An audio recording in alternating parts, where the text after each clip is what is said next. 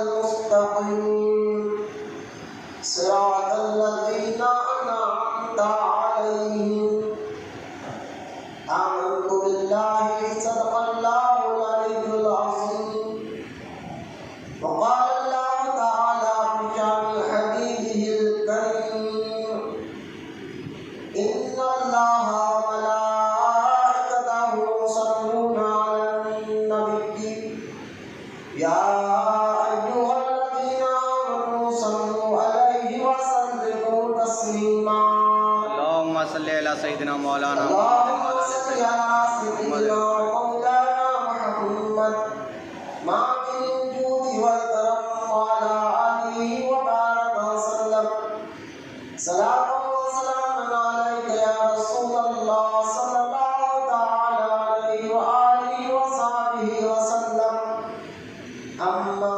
بعد پر تعریف اور بڑائی صرف اللہ تعالی کے لیے ہے جو سارے جہان کا مالک ہے، مختار ہے اور جو سارے جہان کا پالنہار ہے۔ میں اس بات کی گواہی دیتا ہوں کہ اللہ تعالی کے سوا کوئی عبادت کے لائق نہیں، وہ ایک ہے، اس کا کوئی ساتھی اور شریک نہیں۔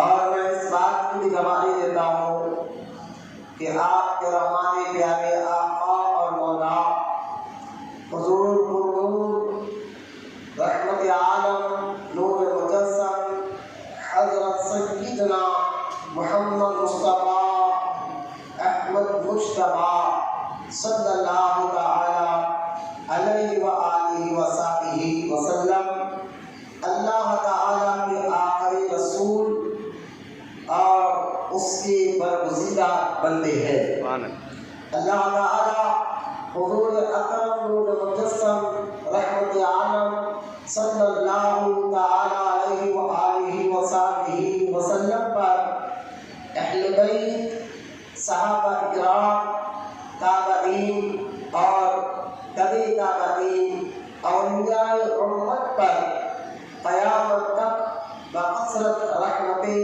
اور برکتیں نازل فرماتا رہے۔ آمین۔ سب مل کر محبت کے ساتھ ایک بار درود پڑھ لیجیے، بڑی اللہم صلی علی سیدنا مولانا محمد سیدنا مولانا محمد ماکن الجود والکرم وعلی آلہ وبارک وسلم صلاۃ و سلام علیک یا رسول اللہ صلی اللہ تعالی علیہ وآلہ وصحبہ وسلم۔ معزز سامعین، نوجوان ساتھیوں، بزرگوں، السلام علیکم ورحمۃ اللہ وبرکاتہ۔ وعلیکم السلام ورحمۃ اللہ وبرکاتہ۔ یہ ذی القعدہ کا مبارک مہینہ چل رہا جس کو یہ بھی مہینہ حج کے مہینوں میں سے ایک مہینہ ہے۔ تو ذی القعدہ اس کو عربی میں کہا جاتا ہے اور ہمارے حیدرآباد تکر میں اس مہینے کو بندہ نواز کا بھی مہینہ کہتے ہیں، کیونکہ اس مبارک مہینے میں حضور خواجہ سیدنا محمد حسینی المعروف خواجہ بندہ نواز یسوع دراز بلند پرواز رضی اللہ تعالیٰ عنہ کا عرس مبارک آتا ہے۔ تو آج یہ ذی القعدہ کا اس مہینے کا یہ دوسرا جمعہ ہے، تو ہم انشاءاللہ تعالیٰ خواجہ بندہ نواز یسوع دراز رضی اللہ تعالیٰ عنہ کی حیات اور ان کے تعلیمات اور ان کی اہم نکات جو انہوں نے اپنی کتاب میں اپنے ہاتھ سے لکھے ہیں، اس پر ہماری گفتگو ہو۔ سبحان خواجہ بندہ نواز یسوع دراز رضی اللہ تعالیٰ عنہ کی سیرت کیوں اللہ والوں کی سیرت بیان کی جاتی ہے، کیوں ان کے بارے میں بتایا جاتا ہے، اس کا ایک سوال کوئی بھی آپ سے کر سکتا ہے یا آپ خود کے ذہن میں بھی سوال آ سکتا ہے، تو اس کا سیدھا جواب یہ ہے، اللہ تعالیٰ کے نیک بندوں کا ذکر کرنا، ان کے بارے میں بتانا، یہ خود اللہ تعالیٰ کا طریقہ ہے، اللہ تعالیٰ کی سنت ہے۔ تو انشاءاللہ اس کی دلائل بھی آپ سنیں گے، ثبوت کہ میں نے جو یہ کہا کہ اللہ تعالیٰ کی خود سنت ہے کہ اللہ کے نیک بندوں کا چرچا کرنا، ذکر کرنا، تو قرآن میں موجود ہے۔ اس پر ثبوت اور حدیث پاک میں بھی خود حضور صلی اللہ علیہ وسلم نے اولیاء کرام کے بے شمار فضائل بیان فرمائے ہیں۔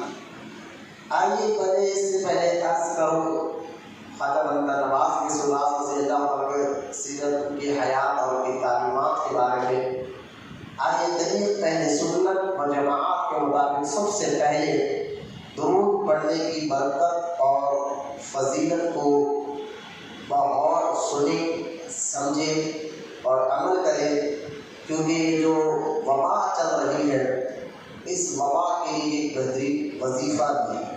اگر آپ اپنے گھروں میں انشاءاللہ تعالیٰ آج سے ہی ذہن بنا کر اپنے گھر میں بیوی بچوں ماں بہنوں کو کہیں گے تو انشاءاللہ امید کرتا ہوں کہ یہ وبا آپ کے گھر میں بھی نہیں آئے گی، انشاءاللہ محلے میں بھی نہیں آئے گی، اور امید کرتا ہوں کہ اللہ تعالیٰ درود کی برکت سے ختم بھی فرما دے گا، کیونکہ ایسے فضائل درود کے احادیث میں آئے ہیں۔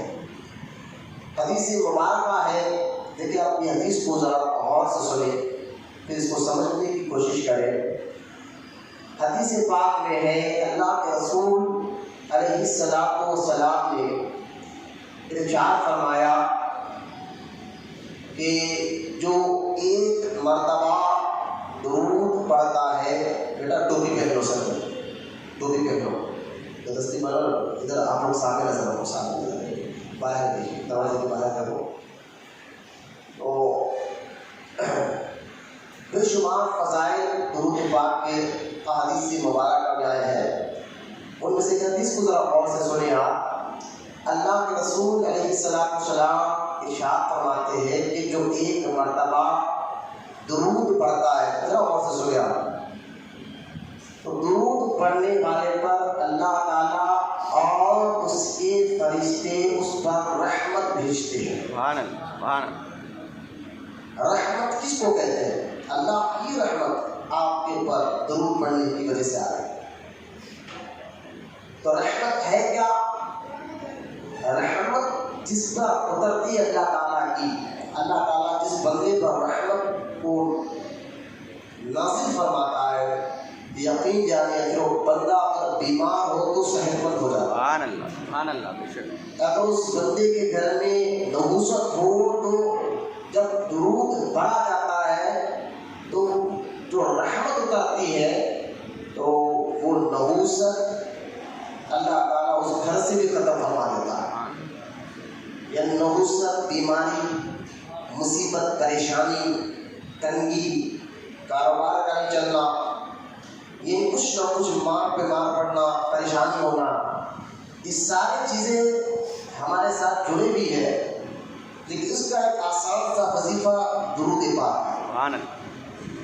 تو سب سے پہلا جو مصیبت جو ہے وہ اس وائرس ہے جو سارے دنیا میں تیزی سے پھیل رہا ہے، خصوصاً ہمارے حیدرآباد دفتر میں بھی خود دیکھا کہ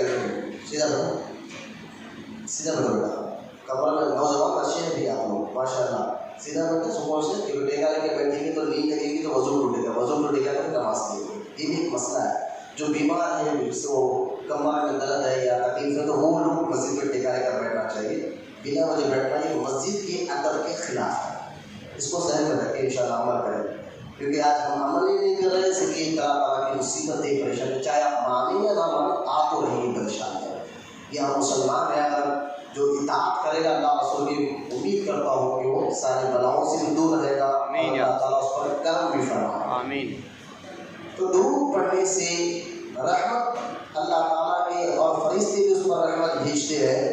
تو جس گھر میں درود پڑھا جاتا ہے تو بتائے کہ وہاں مصیبت، تنگی، پریشانی، بے برکتی ختم ہو جائے گی، اور انشاءاللہ اس رحمت بیمار بھی ہوگا تو اللہ اس کو بھی صحت عطا فرمائے گا. تو لہٰذا یہ آج سے تھوڑے مزاج بنا لیے. جو لوگ یہ وبا چل رہی ہے اس کو اگر ختم کرنا ہے تو آپ اپنے گھر والوں کو زیادہ نہیں درود جو آپ کو یاد ہے وہ درود, ایسا نہیں کوئی خاص درود بول رہے, جو آپ کو یاد ہے وہی درود پڑھنے کی برکت دیکھیں. آپ کیا کریں, اثر سے مغرب تک اپنے گھر والوں کو کہو کہ ایسا وقت ہے اس وقت ٹی وی وغیرہ نہ دے کے بند کر کر درود پڑھنے کی عادت بنا لیں. اثر کی نماز پڑھ کر مغربی اذان تک انشاءاللہ. یہ تجربہ کیا ہوا بزرگوں کی جانب سے, اس پر عمل کیا گیا, تجربہ کیا گیا, تب اس پر بات میں آپ کو بتا رہا ہوں کہ بہت سے لوگوں نے جب اس بات پر عمل کیا, گھر میں جب یہ تجربہ بھی کیا لوگوں نے, اثر سے مغرب تک درود پڑھنے کی عادت ڈالی, بیوی بچے جتنے بھی سب گھر میں کر, تو اللہ تعالیٰ نے ان کی مصیبتوں کو ختم فرما دیا. ان کے گھر میں برکت آنے شروع ہو گئی, ان کے گھر میں صحت آنا شروع ہو گئی, ان کے شوہروں کے کاروبار شروع ہو گئے. یہ بہت بہترین وظیفہ ہے درود پاک. اگر آپ اپنے گھر والوں کو ذہن بنائیں گے کہ یہ وقت عموماً اثر سے مغرب تک عورتیں ہمیشہ خالی ہوتی ہے گھر میں, تو ایسے موقع پر وہ اگر درود کی عادت بنا لیں تو سب سے بڑی بلا جو یہ کورونا وائرس چل رہا ہے, امید کرتا ہوں گھر میں داخل نہیں ہو سکتی جس گھر میں سرکار مدینہ صلی اللہ علیہ وسلم پر درود پڑھا جاتا ہے. تو انشاءاللہ نیت کر کر اٹھے گھر جا کے یہ مسئلہ اپنے گھر والوں کو بتائیں کہ درود پڑھنے کی عادت اثر سے مغرب تک ڈالیں.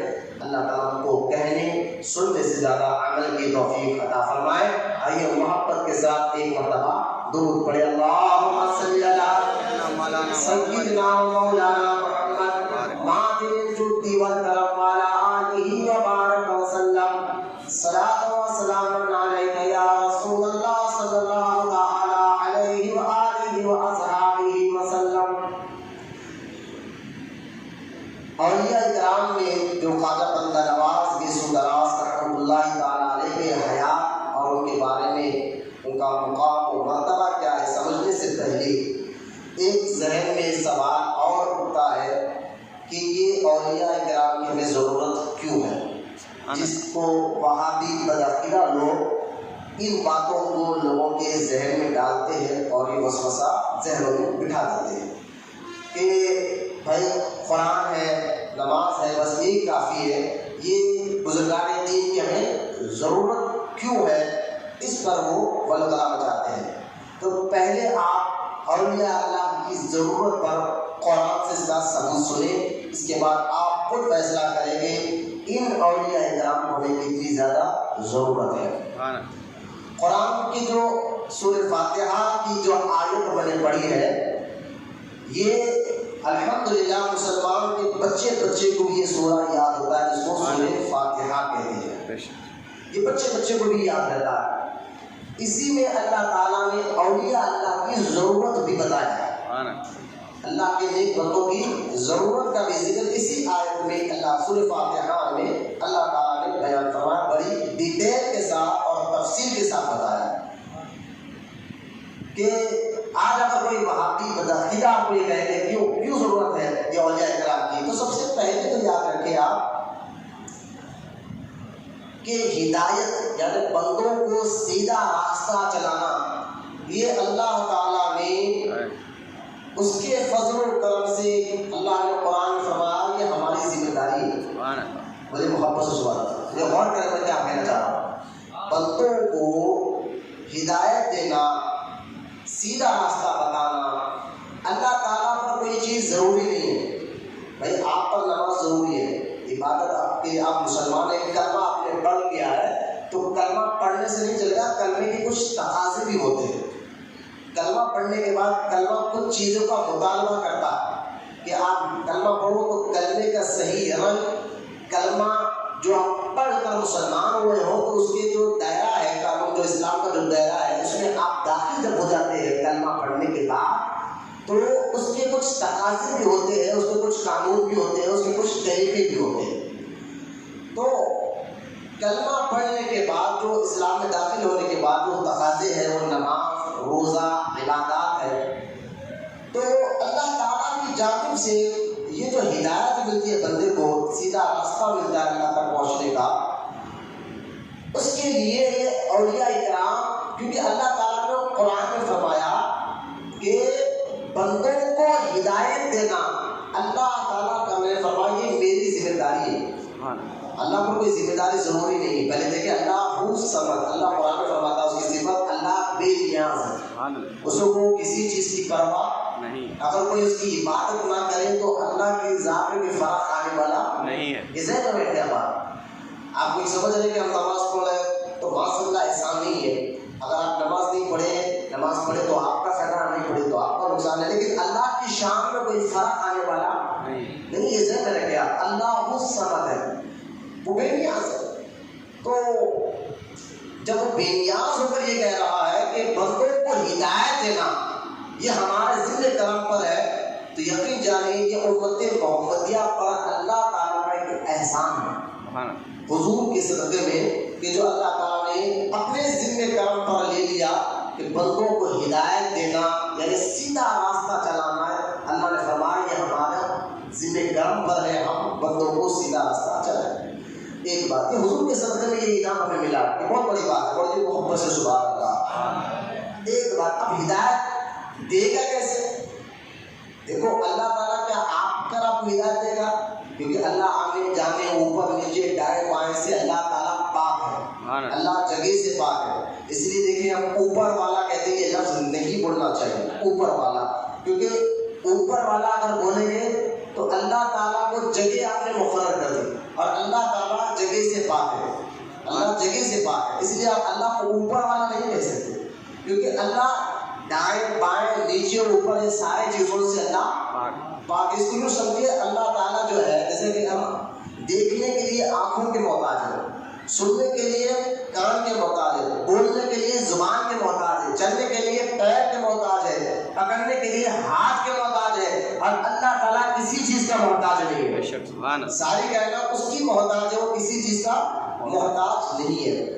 تو اب ہدایت کیسے؟ جب اللہ کہہ رہا ہے کہ ہدایت بندوں کو سیدھا راستہ چلانا، اللہ نے فرمایا یہ ہماری ذمہ داری ہے، ذمہ کرم پر ہے، تو یہ ہدایت ملے گی کیسا؟ بندے کو ہدایت ملے گی کیسا، یہ بات سمجھنا ہے. تو اس کو سمجھنے سے پہلے درود پاک پڑھے پڑھتا ہوں. سب مل کر درود پاک پڑھیں. اللہم صلی علی سیدنا محمد صلی اللہ علیہ نبی محمد کی وعلی آلہ صلی اللہ علیہ وسلم. صلاۃ و سلام علیک یا رسول اللہ صلی اللہ تعالی علیہ وسلم. تو اللہ تعالیٰ بندوں کو ہدایت کیسے دے؟ تو اللہ نے بندوں کو ہدایت پہنچانے کے ذریعے بنایا. بڑی محبت سے سبحان اللہ. اللہ نے خود ذریعے بنائے، ان ذریعوں سے اللہ بندوں کو ہدایت دیتا ہے. ان ذریعہ کہتے ہیں وسیلہ. جیسے کہ آپ کو چھت پر چلنا ہے تو ذریعہ لینا پڑتا ہے سیڑھی کا، بغیر سیڑھی کے آپ چھت پر نہیں جا سکتے، تو یہ ذریعہ اس کو کہتے ہیں وسیلہ اس تک پہنچنے کا. تو اللہ تک پہنچنا، جو بندہ اللہ تک پہنچ گیا وہ سیدھے راستے پر. تو اللہ تعالیٰ تک پہنچ گیا کیسے؟ تو اللہ نے اپنے تک پہنچانے کے لیے ذریعے پیدا کیے. وہ ذریعے کیا ہے؟ ان ذریعوں کو انبیاء کہتے ہیں اور اولیاء کہتے ہیں. بڑی محبت سے سبحان اللہ. انبیاء علیہ السلام نبی آئے، بندوں کو ہدایت دیتے رہے اور اللہ تک پہنچاتے رہے کہ یہ کام کرو اللہ راضی ہوگا، یہ کام مت کرو اللہ ناراض ہوگا. تو یہ نبی کی ڈیوٹی ہوتی ہے. اللہ تعالیٰ ان کو سمجھا کر دنیا میں بھیجتا ہے، نبوت دے کر نبی بنا کر بھیجتا ہے. وہ بندوں کو ہدایت دیتے ہیں اور اللہ تک پہنچاتے ہیں. بات سمجھ میں آ رہی ہے؟ بالکل آسان اردو میں آپ کو سمجھانے کی کوشش کرو کہ اللہ تعالیٰ بندوں کو ہدایت دیتا کیسے، کیونکہ اللہ نے بندوں کو ہدایت دینے کے ذریعے بنائے ہیں. ان ذریعوں میں نبی ہے اور ولی ہے. اب نبی آئے بندوں کو ہدایت دینے کے لیے اللہ کے حکم سے، اور جو نبی کی بات مانتا ہے وہ جنت میں جاتا، جو نبی کی اطاعت کرتا ہے وہ جنت میں پہنچ جاتا. اسی طرح ہمارے نبی پر اب نبوت کا دروازہ بند ہو گیا ہے. اب ہمارے نبی افضل بھی ہے، اول بھی ہے اور آخر بھی ہے، سارے نبیوں سے افضل ہے. تو لہذا پہلے ہوتا ہے نا، ایک نبی جاتا تو اللہ تعالیٰ دوسرے نبی کو بھیجتا، پھر بندوں کی ہدایت دے. تو اس طرح بھیجتا رہا. تو کم و پیش اللہ تعالیٰ نے خلاف 24,000 انبیاء اور رسول کو دنیا میں بھیجا، لیکن اب ہمارے نبی پر اللہ تعالیٰ نے نبوت کا دروازہ بند کر دیا ہے۔ اب ہمارے نبی کا جو دین ہے، قرآن ہے، یہی دین اور یہی اسلام قیامت تک رہنے والا ہے۔ بات کو سمجھیے آپ، یہی دین یہی اسلام قیامت تک رہنے والا ہے۔ نبوت کا دروازہ بند ہو گیا، ہمارا نبی آخری نبی ہے، لیکن پھر ہدایت کیسے؟ ہدایت ملے گی کیسے جب نبی آئیں گے؟ نبی آتے تھے بندوں کو ہدایت دینے کے لیے اللہ کے حکم سے، لیکن اب نبی نہیں آئیں گے، نبوت کا دروازہ بند ہو گیا ہے، تو اب ہدایت ملے گی کیسے؟ تو اللہ تعالیٰ نے نبی کے سچے غلاموں میں اولیاء کرام کو پیدا فرمایا۔ نبی کے جو سچے غلام ہوتے ہیں، ان اولیاء کرام کے ذریعے اللہ تعالیٰ اب بندوں کو ہدایت دیتا ہے۔ اسی لیے خواجہ بندہ نواز کیسو دراز رحمۃ اللہ تعالیٰ علیہ کو لوگ کہتے ہیں کہ آپ کو بندہ نواز کیوں کہتے ہیں؟ تو کوئی کہتا ہے کہ اس لیے بندہ نواز کہتے ہیں کہ ان کے دربار میں جو جاتا ہے وہ خالی نہیں آتا تھا، چاہے وہ ظاہری زندگی ہو چاہے آج بازار میں لیتے ہو، جو بھی جاتا ہے فقیر جھولی بھر کر آتا ہے، اس لیے خواجہ کو بندہ نواز کہتے ہیں۔ یہ معنی تو درست ہے، غلاموں کی جھولی جب پہلے بھی بھرتے تھے بندہ نواز، آج بھی بھر رہے ہیں، اس معنی میں تو غلطی نہیں ہے، شک نہیں ہے، لیکن میں آپ کو ایک اور ہٹ کے معنی بتاتا ہوں کہ خواجہ کو بندہ نواز کیوں کہا جاتا ہے۔ اس لیے خواجہ کو بندہ نواز کہا جاتا ہے کہ جو بھی آپ کے در پر آتا تھا ظاہری زندگی میں، اس کو بندہ نواز نظر ڈال کر اور ایسی اس کی تربیت کرتے تھے اور اس کو ایسا دکھاتے تھے کہ وہ آپ کے خدامت میں آنے والا اللہ تک پہنچ جاتا تھا۔ جو آپ سے وابستہ ہو جاتا اس کو رب کی معرفت مل جاتی، اللہ تعالیٰ کا پتہ مل جاتا تھا۔ اس لیے خواجہ کو بندہ نواز کہا گیا ہے۔ کیوں؟ یہ بندہ نواز کا معنی ہے، بندہ کا معنی ہے بندگی کرنے والا، بندہ کا معنی ہے غلامی کے، بندگی کہتے ہیں اللہ کی بندگی کرو، عبادت کرو، تو عبادت کیسی کرنا ہے، غلامی کیسی کرنا ہے، یہ خواجہ بندہ نواز اپنے مریدوں کو، اپنے چاہنے والوں کو سکھاتے تھے، اور جو مرید جو چاہنے والا آپ کے بتائے ہوئے طریقے میں چلتا تھا تو اس کو ایسی نورانیت ملتی تھی، وہ بھی اللہ تک پہنچ جاتا۔ یوں سمجھیے کہ خواجہ بندہ نواز اپنے مرید اپنے شاگردوں کو عبادت کا طریقہ سکھاتے تھے، یوں سمجھے کہ ہدایت دیتے تھے، اللہ کے حکم سے ہدایت دیتے تھے، اور اس کے ظاہر کو بھی صاف کرتے تھے اور اس کے باطن کو بھی صاف کرتے تھے۔ اس لیے خواجہ بندہ نواز کو بندہ نواز کہا جاتا ہے۔ لیکن میں یہ تو تمہیدی بات ہے، اگر آپ قرآن سے پوچھیں کہ بندے، لوگ کہتے ہیں بندہ بندے میں کیا کام کر سکتا، تم لوگ یہ غوث پاک، غریب نواز، بندہ نواز کیوں کہتے ہیں؟ یہ لوگ تو کچھ کام نیک بندے تھے، مگر وہابی کہتے ہیں نہیں وہ نیک تھے، ہم مانتے بھائی وہ نیک تھے، اب خبروں میں چلے گیا وہ آپ کوئی کچھ نہیں کر سکتے، کچھ بھی کام نہیں کر سکتے۔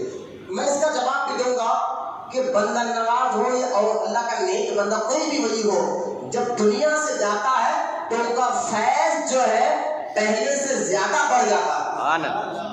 یہ بات ذہن میں رکھیں، میں خود اپنی طرف سے نہیں کہہ رہا ہوں، اس کا میں ثبوت دیتا ہوں کہ میں اس پر ثبوت دینے سے پہلے آگے پڑھ کے قرآن میں سورہ فاتحہ سے پوچھتے ہیں کہ بندہ بندے کے کیسے کام کر سکتا ہے، کیونکہ ہدایت دینا اللہ کی ذمہ دار، اللہ تعالیٰ نے ذمہ کرم پر لیا ہے، اور حضور علیہ السلام پر نبوت کا دروازہ بند ہو گیا ہے، ولایت کا دروازہ کھلا ہے، اور اللہ کے نیک بندے حضور کے سچے غلام دنیا میں قیامت تک آتے رہیں گے، اور بگڑے ہوئے لوگوں کو وہ سدھار کر اللہ تک پہنچاتے رہیں گے۔ یہ خود اللہ تعالیٰ نے کہا، دیکھیں آپ سورہ فاتحہ جب آپ پڑھتے ہیں، سورہ فاتحہ میں پہلے 3 آیتوں میں اللہ تعالیٰ نے اپنی صفت کو بیان کیا، اللہ نے اپنی صفت، اس کی خوبی کو بیان کیا۔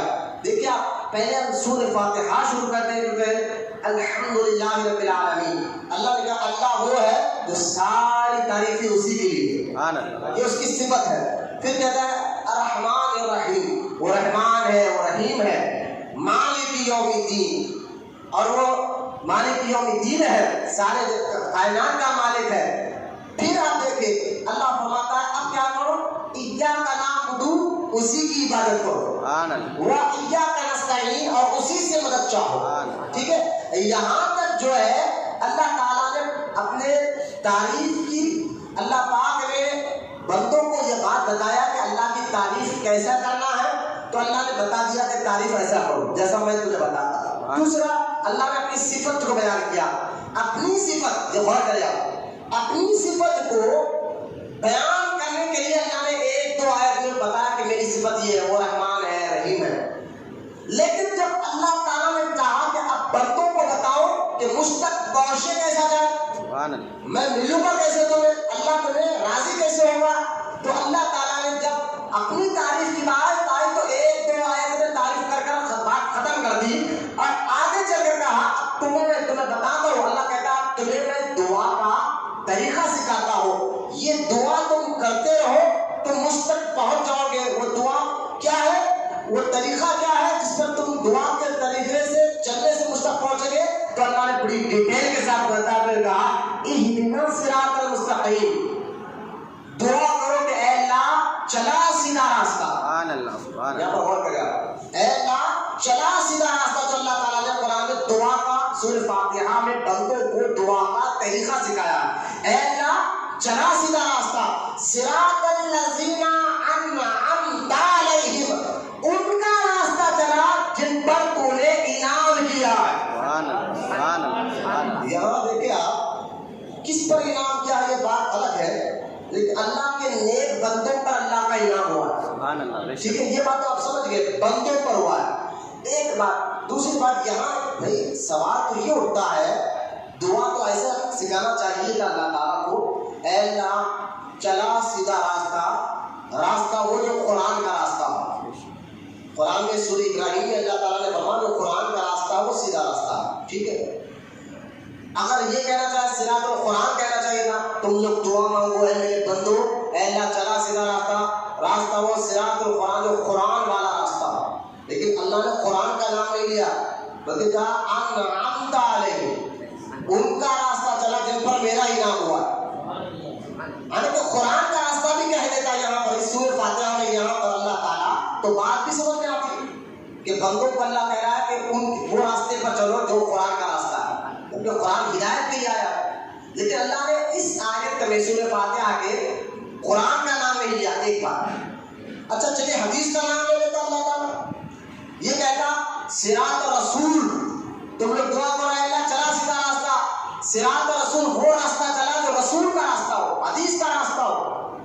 لیکن اس آیت میں اللہ تعالیٰ نے حدیث کا بھی نام نہیں لیا، بلکہ لیا تو کیا کہا صراط الذین انعمت علیہم، تم لوگ دعا ایسے کرو اے اللہ چلا سیدھا راستہ ان کا جن پر تیرا انعام ہوا ہے.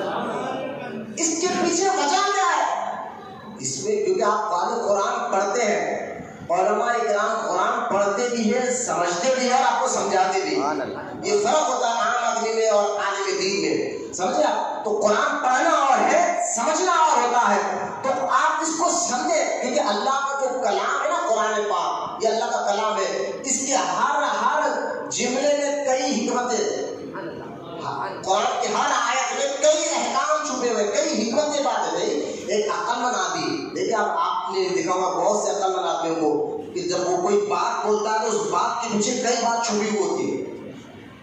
وہ بیوقوف آدمی بکبک کرتا ہوگا، لیکن عقل مند آدمی جو ہے نا دیکھ سمجھ کر، جیسا کہ ہمارے حیدرآباد میں زبان ہے 100 سوال کی گلو، وہ جو بات کرتا ہے تو بات کے پیچھے بہت حکمت ہوتی ہے. آپ کہتے ہیں فلاں آدمی کو میں نے دیکھا جب بھی بات کرتا ہے نا تو ٹکا کے بات کرتا ہے، اور ایسی بات کرتا پھر اس کی بات کا کوئی جواب بھی نہیں دے سکتے، بڑی ٹکا کے بات کرتا ہے. عقل مند ہے، ہوشیار آدمی ہے، بڑی سمجھداری کی بات کرتا ہے. تو میں نے دیکھو جب ایک عام بندہ جب بات کرتا ہے عقل مند آدمی تو اس کے پیچھے کئی حکمتیں ہوتی ہے.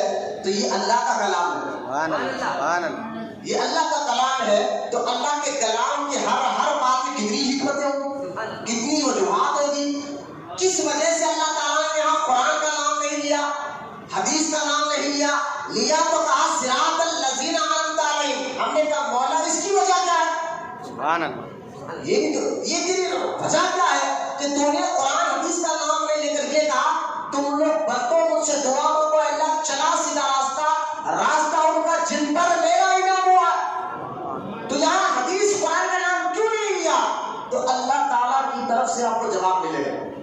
جو میں نے یہاں نام ہے، اللہ کہے گا جو میں نے جو یہاں نام نہیں دیا قرآن حدیث کا، اس کے پیچھے بھی وجہ ہے، حکمت۔ ہم نے کہا والا وہی ہم جاننا چاہتے ہیں اس کی وجہ کیا، حکمت کیا ہے۔ تو اللہ تعالیٰ کہتا ہے کہ میں جانتا ہوں کہ تم سے پیدا ہونے سے بعد آخر میں کیسے کیسے لوگ اس دنیا میں پیدا ہوں گے، کیونکہ ساری کائنات کا خالق اللہ ہے۔ ساری کائنات کا خالق کون ہے؟ اللہ۔ تو اللہ تعالیٰ بندوں کو پیدا ہونے سے پہلے ان کے بارے میں جانتا ہے، یہ کیا کریں گے کیا نہیں کریں گے۔ ہمیں بنانے سے پہلے اللہ ہمارے بارے میں جانتا ہے کہ ہم کیا کریں گے کیا نہیں کریں گے۔ تو اللہ تعالیٰ ہر چیز کا جاننے والا یوں سمجھیا، اللہ ہر چیز کا جاننے والا ہے۔ تو اللہ تعالیٰ جانتا تھا پہلے سے کہ میرے مصطفیٰ کے دور میں کچھ ایسے لوگ پیدا ہوں گے جو قرآن کا نام لے کر لوگوں کو بھٹکائیں گے، جو حدیث کا نام لے کر لوگوں کو بھٹکائیں گے۔ کہیں گے ہم قرآن کی بات بتا رہے ہیں، آؤ ہماری بات سنو۔ کہیں گے ہم حدیث کی، آج وہابی ہی تو کہتے ہیں نا، بدعقیدہ ہی تو کہتے ہیں، اپنے پاس بلا کر کہتے ہیں دیکھو بھائی ہم آپ کو لڑے کی بات ہے، ہم تو قرآن کی بات بتانا چاہتے ہیں، ہم تو آپ کو حدیث کی بات بتانا چاہتے ہیں، تو لہٰذا ہم قرآن حدیث کی بات کرتے ہیں۔ اللہ جانتا ہے کہ ایسے لوگ ہوں گے مصطفیٰ کی امت میں کہ قرآن کا نام لے کر لوگوں کو بھٹکائیں گے، حدیث کا نام لے کر لوگوں کو بھٹکائیں گے۔ تو اللہ تعالیٰ نے یہاں قرآن اور حدیث کا نام نہیں لیا، اللہ نے فرمایا سیدھا راستہ کیا ہے میں بتا دیتا ہوں، چلا تم لوگ دعا کرو اللہ چلا سیدھا راستہ۔ ہم نے کہا بڑا سیدھا راستہ ہے کیا؟ کہا قرآن حدیث میں تمہیں بتاتا ہوں کہ سیدھا راستہ ہے کیا۔ اللہ فرماتا ہے اس لیے میں تمہیں کہتا ہوں صراط الذین انعمت علیہم، تم لوگ دعا کرو اللہ چلا سیدھا راستہ، راستہ ان لوگوں کا جن پر تیرا انعام ہوا ہے۔ بولے وہاں پر سے سبحان اللہ۔ اب کس پر اللہ کا انعام ہوا ہے؟ کون بندے ہیں جن پر اللہ کا انعام ہوا ہے؟ اللہ نے فرمایا ڈرو نا، میں یہ بھی بتا دیتا ہوں، میں یہ بھی تمہیں جواب دے دیتا ہوں کس پر میرا انعام ہوا۔ تو اللہ پاک قرآن میں ایک اور جگہ ارشاد فرماتا ہے من النبیین والصدیقین والشہداء والصالحین۔ اللہ تعالیٰ کا انعام نبیوں پر ہوا ہے، صدیقوں پر ہوا ہے، شہیدوں پر ہوا ہے اور نیک بندوں پر اللہ کا انعام ہوا ہے۔ اب لوگ کہتے ہیں یہ آپ بندے ہو کر بندے کے پاس کیوں جاتے ہیں؟ ہم نے کہا بندے ہو کر بندوں کے پاس، اللہ کے نیک بندوں کا اس لیے جاتے ہیں کہ ان کے پاس جانا، ان کا طریقہ سیکھنا، ان کے پیچھے چلنے کا اللہ نے خود قرآن میں حکم عطا فرمایا۔ یہاں قرآن میں خود اللہ دعا سکھاتا ہے، اگر بندوں سے مدد مانگنا، بندوں کے طریقے پر چلنا یہ شرک ہوتا جو وہابی کہتے ہیں، یہ غلط ہوتا، حرام ہوتا، ناجائز ہوتا، تو مجھے بتا کہ قرآن میں اللہ کیوں کہتا ہے کہ ان کے راستے پر اور جن پر میرا انعام ہوا ہے، اور یہ بندوں کے راستے پر چلے کو تو اللہ حکم دے رہا ہے قرآن پاک میں۔ تو یہ سارے بدعقیدہ اور وہابیوں کو یہ منہ توڑ جواب ہے جو لوگ کہتے ہیں وسیلہ خدلہ کچھ نہیں ہے، جو مانگنا ہے اللہ سے مانگو۔ ہم نے کہا اللہ ہی دینے والا ہے، لیکن دینے کے لیے اللہ نے ذریعے بنا دیے ہیں، اللہ نے ذریعے بنا دیے ہیں۔ تو یہ ذریعہ ہے اولیاء کرام اللہ تک پہنچنے کا، مجھے محبت سے سبحان اللہ، یہ ذریعہ ہے اولیاء کرام اللہ تعالیٰ تک پہنچنے کا۔ اس لیے اللہ نے قرآن میں دعا بھی سکھا دی، بتا بھی دیا کہ ان کے راستے پر چلا۔ اب ہم نے دیکھا جب اللہ نے حکم دے دیا کہ ان کے راستے پر چلو جن پر انعام ہے، تو ہم نے دیکھا کہ غوث اعظم پر اللہ کا انعام، غریب نواز پر اللہ کا انعام ہے، بندہ نواز پر اللہ کا انعام ہے، نظام الدین اولیاء پر اللہ کا انعام ہے۔ تو ہم نے ان کے بارے میں جانا، بھائی جب اس بندے پر جب اللہ کا انعام ہوا تو آپ سوچیں گے نا بھائی ایسا کیا کام کرتے تھے جس کی وجہ سے اللہ نے ان پر انعام دیا، تو آپ ان کام کا، ان کا عقیدہ کیا تھا، وہ کیا کام کرتے تھے، اس ساری باتیں جاننے کے لیے ہم اولیاء کرام کے عرس مناتے ہیں، کیا بھی مناتے ہیں، تاکہ بندوں کو پتا ہے کہ ان کا عقیدہ کیسا تھا۔ تو غوث اعظم غریب نواز بندہ نواز کا عقیدے پر جو چلتا ہے وہی اللہ تک پہنچتا ہے اور وہی صراط المستقیم پر چلنے والا ہے۔ بڑے محبت سے سبحان اللہ۔ یہ تو ایک چھوٹی سی علماء کی جانب سے تفسیر تھی، میں نے بتایا۔ اب آئے نا آپ کو ایک اور تفسیر نعیمی سے، مفتی احمد یار خان نعیمی رحمۃ اللہ تعالیٰ علیہ، بہت بڑے بزرگ گزرے ہیں، جو ان کی تفسیر ہے تفسیر نعیمی، اس کے حوالے سے میں آپ کو بتا رہا ہوں تفسیر نعیمی۔ میرے پاس خود خواجہ بندہ نواز کی سدراس رحمۃ اللہ تعالیٰ علیہ کی لکھی ہوئی کتابیں بھی الحمدللہ موجود۔ خواجہ بندہ نواز کی سدراس رحمۃ اللہ تعالیٰ علیہ نے قرآن کی تفسیر بھی کی ہے اور کچھ کتابیں بھی اپنے مریدوں کی ہدایت کے لیے لکھی، وہ بھی میرے پاس موجود ہے۔ لیکن پہلے ولی کی ضرورت کے بارے میں نے بتا دیا، ولی کی ضرورت پڑتی اس لیے ہے ان کے طریقے پہ چلنے سے ہی ہم اللہ تک پہنچتے ہیں. سبحان اللہ بے شک. اب ایک بات ہے قرآن نے خود بتا دیا. میں اپنی طرف سے کوئی مفتی ہو کر فتوا نہیں دے رہا ہوں کہ آپ یہ دیکھیں. میں آپ کو سورۃ فاتحہ کا بالکل آسان کر کر تفسیر اور ترجمہ آپ کے سامنے میں نے رکھ دیا. آسان کر کر اس سورۃ فاتحہ میں خود اللہ کہہ رہا ہے ان کے راستے پر چلو. جب اللہ نے کہا کہ نیک بندوں کے راستے پر چلو تو وہ نیک بندے کون تھے, کیا تھے, کیسے تھے, یہ جاننا آپ کے لیے ضروری ہوگا. ان کا عقیدہ کیسا تھا, کیونکہ اللہ حکم دے رہا ہو کہ ان کے راستے پر چلو. تو الحمدللہ اس لیے ہم اولیاء کرام کے دین بنا کر لوگوں کو بزرگان دین کے بارے میں بتاتے ہیں. بولے محبت سے سبحان اللہ. اور بھی بہت سے ثبوت قرآن کے اور بھی آیات ہے جس میں اللہ نے اللہ کے نیک بندوں کا ذکر کیا ہے. لیکن میں یہاں ختم کر رہا ہوں. ولی پہلے آپ دیکھیں, ولی کا معنی بھی سمجھا, پھر بندہ نواز آپ کو سمجھ میں آیا. یہ خواجہ بندہ نواز کے بارے میں سمجھنے سے پہلے ولی کی ضرورت آپ سمجھ گئے. اب ولی کا معنی آپ سمجھ جائے تاکہ آپ کو بندہ نواز سمجھ میں آ جائے. آگے چل کر میں جو آپ کو بتانا چاہتا ہوں, ولی یہ عربی لفظ ہے. ولی عربی لفظ ہے. لغت میں فیروز اللغات میں ولی کا اگر آپ ڈکشنری ہے, عربی ڈکشنری ہے, بڑی مشہور کتاب, اس کا نام فیروز اللغات ہے. اگر لغت کتاب میں جا کر, عربی ڈکشنری میں جا کر آپ ولی کا معنی نکال کر دیکھیں گے تو ولی کا معنی جو ہے مدد کرنے والا. ولی کے کئی معنی اس میں آپ کو لکھے جائے. ولی ایک عربی لفظ ہے اور ولی کا ایک معنی ہے مدد کرنے والا. کیا اس لیے دیکھیں اولیاء کرام ظاہری بھی زندگی میں رہو تب بھی لوگوں کی مدد کرتے ہیں, قبر میں جانے کے بعد بھی لوگوں کی مدد کرتے ہیں. ان کا معنی جو اللہ کے نیک بندے ہوتے ہیں, ولی کا معنی جو ہے مدد کرنے والا. اور ایک معنی ولی کا معنی ہے لوگوں اللہ کے قریب ہونے والا, یعنی قرب حاصل کرنے والا. کس کا قرب؟ اللہ کا قرب حاصل کرنے والا, اس کو بھی ولی کہتے ہیں. تو ولی کا معنی قریب کے بھی ہے, ولی کے معنی جو ہے مدد کرنے والے کے بھی ہے, اور ایک ولی کا معنی دوست کے بھی ہے. ولی کا کیا معنی ہے؟ ایک اور دوست, اللہ کا دوست. اچھا, یہ ولی جو لفظ ہے قرآن میں کئی جگہ آیا. قرآن میں ایک جگہ نہیں, کئی جگہ قرآن میں ولی کا لفظ آیا ہے. تو ولی جو لفظ ہے یہ قرآن میں بھی آیا.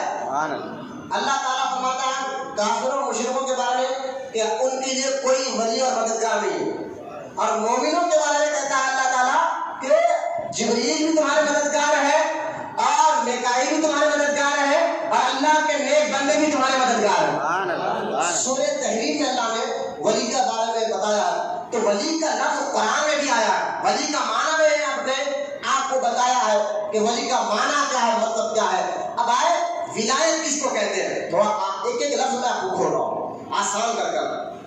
ولی کی ضرورت میں نے بتا دیا کہ خود اللہ قرآن میں بتا رہا کہ کیوں ضرورت ہے, تو ان کے طریقے پہ چل کر تو اللہ تک پہنچنا ہے. لیکن اب قیامت میں کوئی نبی آنے والا نہیں, ولی آتے رہیں گے, ولی آتے رہیں گے, اور ان کے طریقے پہ آپ کو چلنا ہوگا. ایک بات. دوسرا, ولی کا معنی میں نے آپ کو بتا دیا. تیسرا آپ کو میں ولایت کا معنی بتاتا ہوں, اور ولایت کا معنی اپنی طرف سے نہیں ہے, حدیثوں میں بھی آیا ہے. حدیثوں تفسیر کہیں سے میں آپ کو ولایت کس کو کہتے ہیں یہ بھی آپ کو بتاتا ہوں. ولایت کا پہلے معنی سمجھے. ولایت یہ بھی عربی لفظ ہے. ولایت کا معنی ہے اللہ کے قریب ہونے والا. ولایت کا معنی اللہ کا قرب حاصل کرنے والا. ہم نے کہا یا اللہ جو تیرا قرب حاصل کر لیتا ہے, پہلے یہ بتا میرے مولا تیرا قرب حاصل کیسے ہوتا ہے. پہلے سوال یہ کہ اللہ کا قرب حاصل کیسے ہو. اگر جو بندہ اللہ کا قرب حاصل کر لے تو پھر اللہ اس کو کیا مقام و مرتبہ عطا فرماتا, یہ دوسری بات ہے. تو پہلا بات جو بخاری شریف میں حدیث پاک ہے, مسلم شریف میں حدیث پاک ہے, لیکن حلت الاولیاء سے میں آپ کو یہ حدیث سنا رہا ہوں. یہ بہت بڑے بزرگ کتاب لکھے آج سے 1100 سال پہلے. میرے پاس ذرا روم میں ہی رکھی ہوئی, میں اندر لانا بھول گیا, میرے پاس رکھی ہوئی کتاب ہے. حلت الاولیاء کتاب کا نام ہے. لکھنے والے امام ابو نعیم اصفہانی رحمۃ اللہ تعالیٰ علیہ. ایران میں, عراق کا شہر ایران جو ہے نا, ایران میں ایک شہر ہے اصفہان, وہاں پر یہ پیدا ہوئے تھے آج سے 1100 سال پہلے. امام ابو نعیم بہت بڑے محدث, بہت بڑے اللہ کے نیک بندے گزرے ہیں. ان کی کتاب بڑی مشہور ہے مارکیٹ میں لکھی ہوئی. یہ آج کی کتاب نہیں ہے, میں نے کہا 1100 سال پہلے لکھی ہوئی کتاب. اس کو ذہن میں رکھا کہ جو آج کا مولوی, آج کے لیٹسٹ مولویوں کی تقریریں فیس بک واٹس ایپ پر دیکھ کر آپ عقیدہ نہ پکڑا. پہلے کے لوگوں کا عقیدہ دیکھیں, پہلے جو مسلمان پہلے گزرے آج سے 400 سال 500 سال پہلے مسلمانوں کا عقیدہ دیکھیں سارے مسلمان وسیلے کو مانتے تھے. ارے بولے محبت سے سبحان اللہ. آج وہابی آج لوگ کہتے ہیں وہابیوں میں سنیوں میں ایک چیز کا فرق ہے. بولے کیا؟ وہ فاتحہ نہیں دلاتے نا فاتحہ دلاتے. میں نے کہا نہیں, اس میں فرق نہیں ہے. اصل میں وہ وسیلے کو حرام کہتے ہیں. وہابی کہتے ہیں وسیلہ بولتے ہیں جو مانگنا اللہ سے مانگو. ہم نے کہا یقیناً اللہ ہی دینے والا ہے, اللہ ہی مدد کرنے والا ہے, لیکن دیتا اللہ تعالیٰ ذریعے سے. تجھ کو بھی اللہ نے ذریعے سے دیا, ڈائریکٹ نہیں اترا. تو ماں باپ کا ذریعہ بنا تب تو دنیا میں آیا ہے نا. تو میں ایک آسان سے ایک سوال میں آپ کو کہتا ہوں, دیکھو مجھے بتائے. آج وہابی کہتا ہے وسیلہ حرام ہے, شرک ہے. جو لوگ وسیلہ کرتے ہیں وہ غلط کرتے ہیں. تم غوث پاک کا وسیلہ کیوں دیتے ہو, غریب نواز کا وسیلہ کیجیے. وسیلہ لینا جائز نہیں, یہ کہتے ہیں. سنیے میں آپ کو بتاتا ہوں, اگر وسیلہ لینا حرام اور ناجائز ہوتا یہ وہابیوں کے کہنے بتا دوں, تو آج جو کہہ رہے چیخ رہے بلا رہے یہ لوگ, یہ وسیلہ جائز نہیں ہے. لیکن پہلے آج سے چل ٹھیک ہے, آج کے یہ مولویوں کی بات چھوڑ دیا. پہلے کے مسلمان کو عقیدہ دیں گے, آج سے 400 سال پہلے چلے جائیں پیچھے, 600 سال پیچھے چلے جائیے. میں آپ کو 1000 سال پہلے پیچھے لے جاتا ہوں. یوں تو اسلام پھیل کر 1400 سال ہوا ہے, میں آپ کو 1000 سال پہلے پیچھے لے جاتا ہوں. ورنہ میں گزشتہ جمعہ بتایا وہ صحابہ مشکل آتی تو حضور کے دربار میں آیا کرتے تھے. سبحان اللہ سبحان اللہ. اور انٹرنیٹ یوٹیوب پر یہ بیان موجود ہے جو گزشتہ جمعہ میں نے بتایا تھا کہ صحابہ کا ایمان کہ خود حضور, وہ تو قرآن خود بتایا کہ وسیلہ لینا جائز ہے, اور حدیث پاک میں خود آتا ہے وسیلے کا معنی اور مطلب کیا ہے. لیکن اب توجہ کرے, غور کرتے جائے, ادھر نظر رکھیں. پہلے جو آپ کو 1000 سال پہلے کی بات ہے, جب محمود غزنوی کا آپ نے نام سنا ہوگا. محمود غزنوی بہت بڑے بادشاہ رحمۃ اللہ تعالیٰ علیہ, جو غزنوی علاقہ ہے افغانستان کے شہر کے قریب غزنوی, وہاں پہ بہت بڑے بادشاہ, بڑے نیک بادشاہ ہیں. آج ان کو کچھ فلموں میں ڈراموں میں ان کی بھی ہسٹری کو غلط بتا کر آج کل بچے جو ہے نا ہیرو کی دیوانے تو غلط سمجھ جاتے ہیں. لیکن محمود غزنوی رحمۃ اللہ تعالیٰ علیہ 5 ٹائم کا نمازی اور تلاوت قرآن اور تہجد گزار بادشاہ تھا. بولے محبت سے سبحان اللہ. محمود غزنوی, ضرور توجہ کریں آپ. یہ غزنوی جو ہے افغانستان کے آگے ایک شہر ہے غزنوی, وہاں کا یہ رہنے والا تھا, اس لیے اس کو محمود غزنوی کہتے ہیں. محمود غزنوی یہاں سے, یہ آپ کو آسان کر کے بتاتا ہوں, ہندوستان آئے تھے 1000 سال پہلے اور آپ نے سومناتھ مندر کو فتح کیا تھا. آپ نے سنا ہوگا اس سومناتھ مندر کا ایک بہت بڑی ہسٹری ہے, کیونکہ وہاں انسانیت کو قتل کیا جا رہا تھا. کئی انسانوں کو کوئی مذہب نہیں, کئی انسانوں کو اس سومناتھ میں لا کر بھیج یعنی قربانی کے نام پر ذبح کیا جا رہا تھا, کئی بچوں کو, کئی انسانوں کو. تو انسانیت جب مر رہی تھی نا, تب محمود غزنوی سے ہندوستان آئے ان کے خلاف انسانیت کو بچانے کے لیے. بڑے محبت سے سبحان اللہ. ہاں یہ غلط ہے, محمود غزنوی آئے اور ہمارے ہندوستان میں فلاں جو ہے سومناتھ کو نقصان پہنچا نا, یہ غلط ذہن سیاسی پالیسی کو لوگ دیتے ہیں. آئے اس لیے کہ تم محمود غزنوی کے دربار میں شکایت آئی تھی, اور شکایت کرنے والے کوئی مسلمان نہیں تھا, خود غیر مسلم تھا. جا کر میں بادشاہ سے کہا تھا, بادشاہ دیکھیں ہمارے پاس جو ہے اس طرح کی حرکتیں ہو رہی, آپ آئیے. تو محمود غزنوی رحمۃ اللہ تعالیٰ علیہ انسانوں کی جان بچانے کے لیے آج سے 1000 سال پہلے ہندوستان آئے تھے. توجہ کریں, جب آئے تھے یہ 1000 سال پہلے مسلمان بھی ہے, بادشاہ بھی ہے, اور ان کے ایک بھانجے ہیں. اچھا یہ جب آئے تھے ہندوستان, یہ خواجہ غریب نواز سے پہلے آئے تھے, یہ بھی ضرور کرتا. خواجہ غریب نواز ابھی ہندوستان آئے نہیں, اس سے پہلے کے بادشاہ محمود غزنوی جب آئے ہندوستان. آپ جانتے ہیں جو سومناتھ کی جو فوج تھی بڑی مضبوط تھی, 16 بار جنگ ہوئی اور 16 بار بھی ہار گئے, جنگ ہار گئے بادشاہ محمود غزنوی.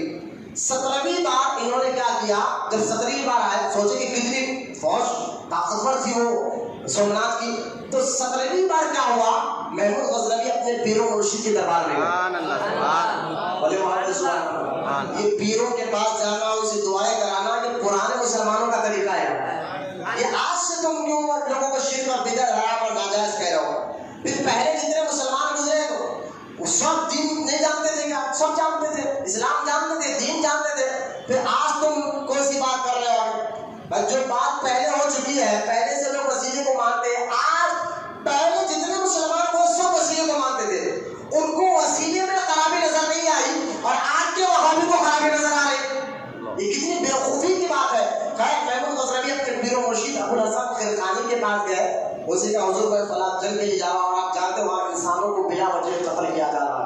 میں ان کو بچانے کے لیے جا رہا ہوں، اور بڑے طاقتور ہے، کیا کرے؟ تو حضرت نے اپنا ایک کرتا نکال کر دیا یہ لوگ، اور جب بھی مشکل ہے نا ایک کرتا اللہ کی بارگاہ میں وسیلہ دے کر دعا کرنا، بولے محبت سے سبحان اللہ۔ اب دیکھیں یہ 1000 سال پہلے مسلمانوں کا عقیدہ دیکھیں، ٹھیک ہے؟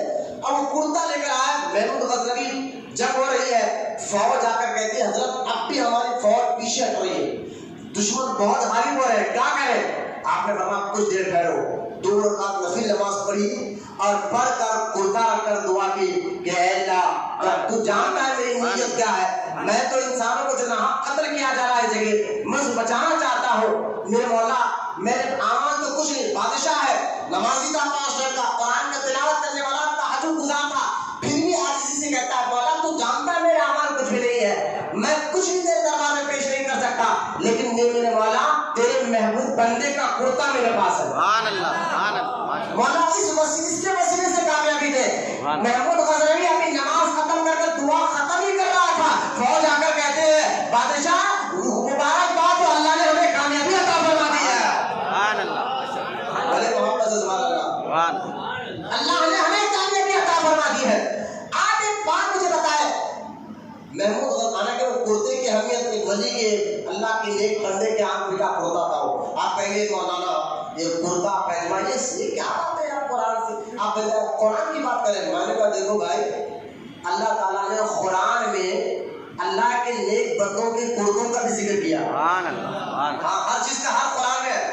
یہ اور بات ہے آپ بیچارے آٹو چلانے والے، پیاز نکلنے والے، اس کی منڈی نکلنے والے، محنت مزدوری کر کے حلال پیسہ کماتے ہیں نا، ان کو جا کے آپ بول رہے ہیں قرآن میں لکھا ہوا درگاہ کو جانا، وہ بیچارہ کیا بولے گا؟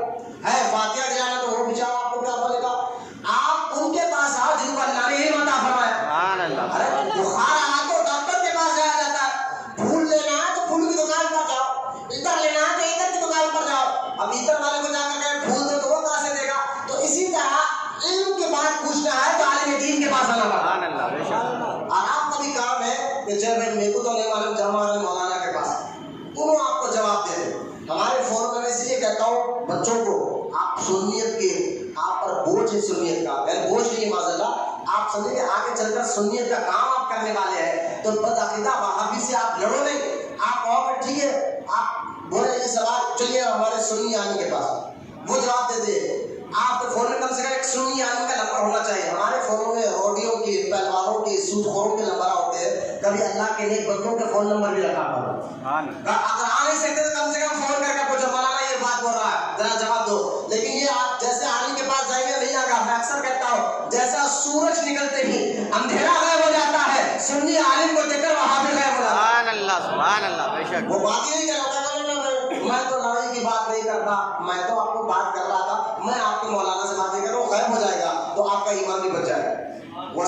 وسوسے ڈالنے والا آپ کو وسوسے ڈالتے بھاگ جائے گا، لوگوں بھائی یہ تو سنی عالم سے ٹچ کرا ہوا ہے۔ تو خیر آپ کوئی کہہ رہے ہیں کرتے پہلے یہ کیا آپ ذکر کر رہے ہیں، کیا کرتوں میں بھی ایسا معاملہ ہوتا ہے کہ اللہ کرتوں کے وسیلے دعا کرتا ہے؟ میں نے کہا خود قرآن بتاتا ہے، سبحان اللہ سبحان اللہ، میں نے کہا سورہ یوسف آپ نے پڑھا؟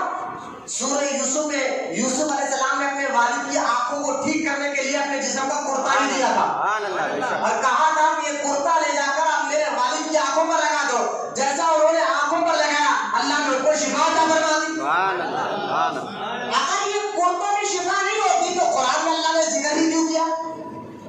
قرآن میں تو کوئی غلط بات لکھی نہیں ہے، کوئی غلط بات قرآن میں معاذ اللہ کوئی سوچ سکتا ہے؟ قرآن تو اللہ کا کلام ہے، اللہ خود کہتا ہے یہ وہ کلام ہے ذالک الکتاب لا ریب فیہ، اس میں کسی کو کوئی شک نہیں ہے، بے شک، قرآن میں کوئی شک کی بات ہے ہی نہیں ہے۔ تو اگر کرتوں میں برکت نہیں ہوئے تو میں نے کہا پھر قرآن میں سورہ یوسف میں اللہ کو یہ کہنا چاہے گا یوسف علیہ السلام کو، اے یوسف علیہ السلام یہ کیا کرو، شفا تو میں دیتا ہوں تو اپنا کرتا کیوں دے؟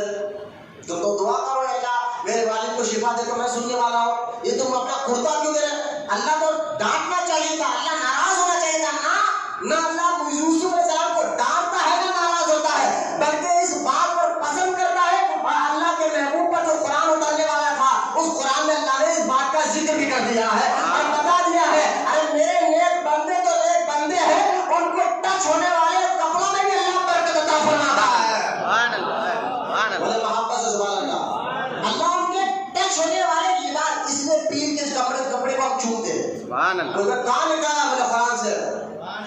اب آگے میں آپ کو بتاتا تھا نالے میں بھی اللہ برکت دیتا ہے پیر و مرشد کی، لیکن غور کرے آپ تو جب دعا کی محمود غزنوی کو فتح ہو گئی، کامیابی ہو گئی، وسیلہ لیا نہیں لیا نہیں آج.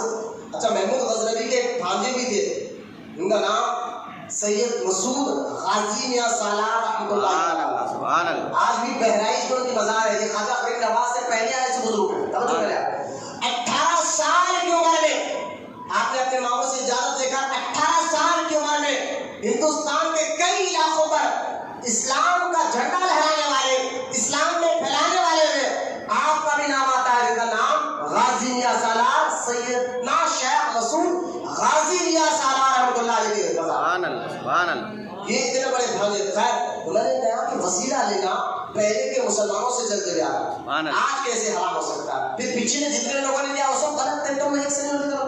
پچھلوں نے اسلام کو سمجھا نہیں، تم آج سمجھتے پتا ہم سمجھے، پچھلے والے نہیں سمجھے. میں نے کہا یہ بات تم رکھ لو، تمہارا زہریلا میں کام نہیں چاہیے. آگے میں ولایت کا معنی، ولایت ملتی کیسے؟ اللہ کا ولایت کا معنی ہے اللہ کے قریب ہونا. سبحان اللہ. کس کے قریب ہونا؟ اللہ کے قریب ہونا. اور یہ اللہ کے بندہ قریب کیسے ہو سکتا ہے؟ تو ہلت الاولیاء جو کتاب کا نام میں آپ کو بتا رہا تھا، میں اپنے موضوع سے ہٹا نہیں حدیث آپ کو سنا رہا ہوں. توجہ کرا رہے کہ خلاف سر اگر سستی کائلی بے چینی ہو رہی ہے تو بالکل ختم فرما، بالکل ختم فرما دیجیے. کیونکہ ہم ہوٹلوں میں روٹی پروانوں کے ساتھ تو گھنٹوں بیٹھتے ہیں. اللہ کے آپ گھر میں مسجد میں بیٹھے ہیں، مسجد میں بیٹھنا بھی عبادت ہے. سبحان اللہ. آپ یقین جانے اللہ کے گھر میں آپ بیٹھنے کی آج کے دور میں تو بڑی سخت ضرورت ہے. آپ کے دور جو چل رہا ہے یہ وبا بیماری، اس کی وجہ سے تو ہم اللہ کے گھر میں بیٹھنا چاہیے. اور بیٹھے بھی ایسی جگہ ہے آپ جہاں قریب ایک اللہ کے ولی کی مزار بھی ہے. آپ وہاں زیارت کا فیض بھی لیجیے اور عبادت کا فیض بھی لیجیے. یہ عبادت کی جگہ ہے، وہ زیارت کی جگہ ہے. زیارت کی جگہ عبادت نہیں ہوتی اور عبادت کی جگہ زیارت نہیں ہوتی. یہ دونوں میں آپ فرق آپ توجہ کریں تو تھوڑا سا سکون سے چاہ بیٹھے. کوئی اٹھ رہا ہے جا رہا ہے تو اس پر آپ توجہ نہ دیں.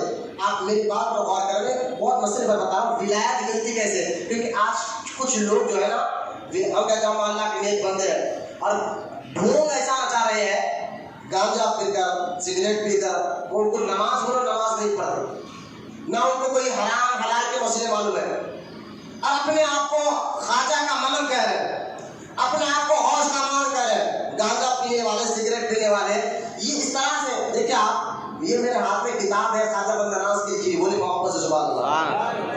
خواجہ بندہ نواز کے سدراس رحمۃ اللہ تعالیٰ علیہ کی لکھی ہوئی کتاب ہے اور اس کتاب کا نام ہے شرح آداب الموردین. خواجہ بندہ نواز نے یہ کتاب لکھی، بولے محبت سے سبحان اللہ. اسی کتاب میں خواجہ بندہ نواز کے سدراس رحمۃ اللہ تعالیٰ علیہ آپ فرماتے ہیں کہ ایسے آدمی کی، دیکھیں آپ توجہ کریں، خواجہ بندہ نواز کہہ رہے ہیں ایسے آدمی کی صحبت میں رہنا، ایسے آدمی کی صحبت سے جو تیرے عقیدہ خراب ہو، ایسے آدمی کی صحبت میں بیٹھنے سے بچو جس کے ساتھ بیٹھنے سے تیرا ایمان خراب ہو رہا ہو، عمل خراب ہو رہا ہو.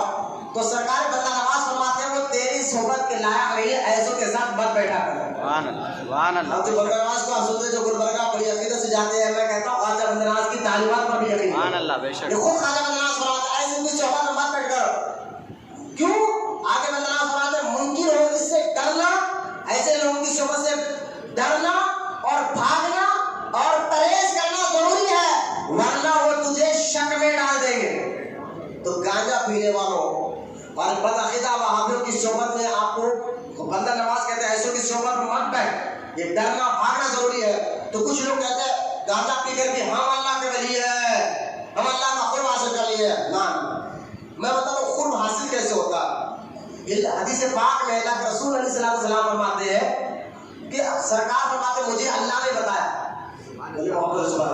حدیث قدسی سرکار فرماتے مجھے اللہ نے بتایا کہ میرا بندہ میرے قریب کب ہوتا ہے. تو سرکار فرماتے ہیں اللہ کہتا ہے میرا بندہ میرے قریب اس وقت ہوتا ہے جو وہ فرض، سنت اور نوافل کی پابندی کرتا ہے. سبحان اللہ. بڑے محبت سے سبحان اللہ. سرکار فرماتے اللہ کہہ رہا ہے میرا بندہ میرے قریب اس وقت ہوتا ہے جو اے محبوب جو فرائض کی پابندی کرتا ہو، جو تیری سنتوں کی پابندی کرتا ہو. ارے سنت تو سنت ہے، جو نوافل کی بھی پابندی کرتا ہو وہ بندہ میرے قریب ہوتا ہے. ہم نے کہا یا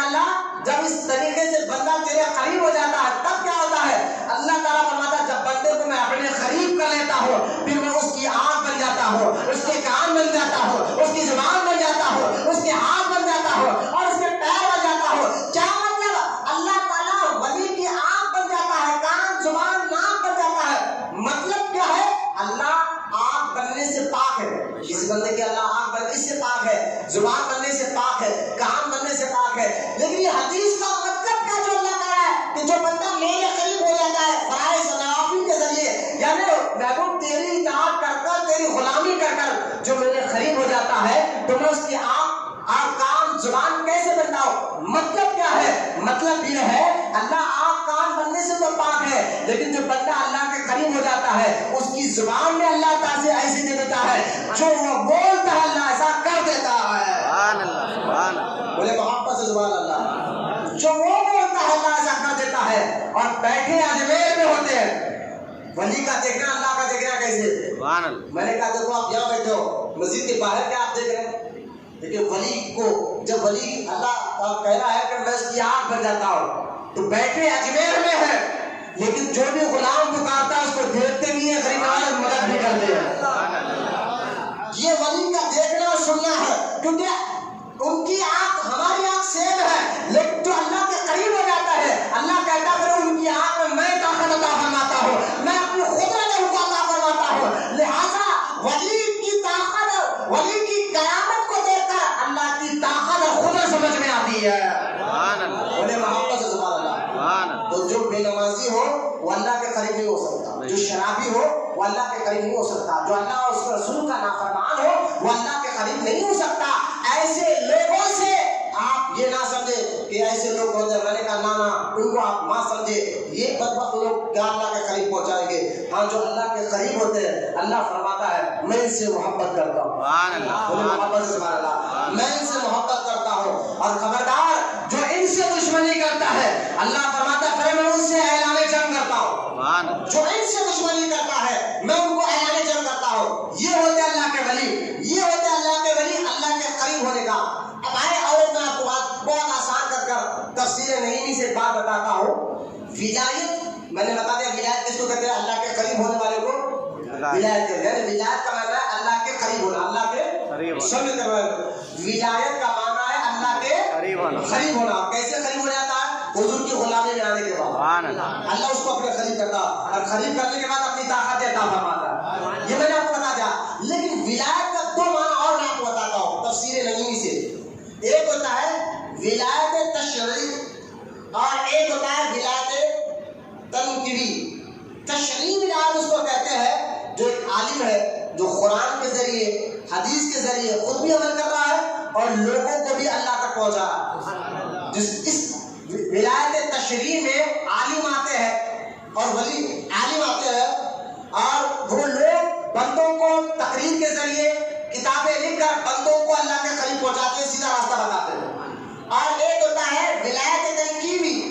یہ ولایت وہ ہوتی ہے جو اللہ کے کچھ ایسے بھی بندے دنیا میں ہے وہ اللہ تعالیٰ ان بندوں کو کائنات میں تصرف عطا فرماتا ہے. وہ بیٹھے کہیں پر ہو، جو وہ چاہتے ہیں اللہ ایسا کر دیتا. سبحان اللہ. جیسا غوث پاک ہے، بیٹھے تو بغداد میں ہے لیکن فیض ساری دنیا میں جاری ہے. سبحان اللہ. اور اس وقت بھی ظاہر زندگی میں جاری تھا. آج 800 سال ہو گئے، آج بھی غوث پاک کا فیض جاری ہے کیونکہ اللہ تعالیٰ ان کو کائنات یعنی دنیا میں تصرف کرنے کا اختیار عطا فرماتا ہے، طاقت عطا فرماتا ہے، قوت عطا فرماتا ہے. جیسے کہ دیکھیے آپ محبوب علی بادشاہ جو ہے حیدرآباد دکن کے جو نظام سرکار گزرے نا، محبوب علی بادشاہ لوگ جانتے ہیں وہ.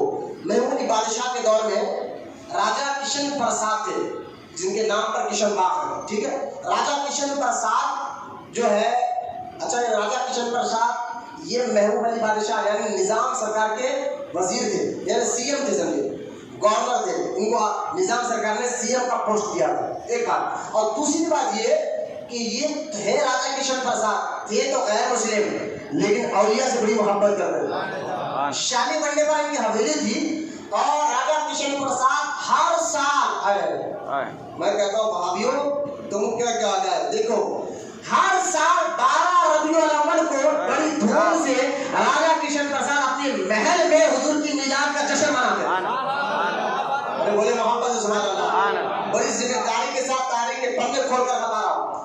آپ سنے ہوں گے آج تو اپنے بڑوں سے اپنے بادشاہوں کے قصے سنے ہوں گے لیکن یہ باتیں بھی آپ سنیے. راجا کشن پرساد، اور راجا کشن پرساد ایک ایسے بادشاہ ہے آپ دیکھیں کشن باغ میں चिराग अली नगर है, वहाँ पर एक मज़ार शरीफ है, विद्या भवन स्कूल को पीछे दीवार में, नाम उनका सैयद चिराग अली शाह बाबा रहमतुल्लाह।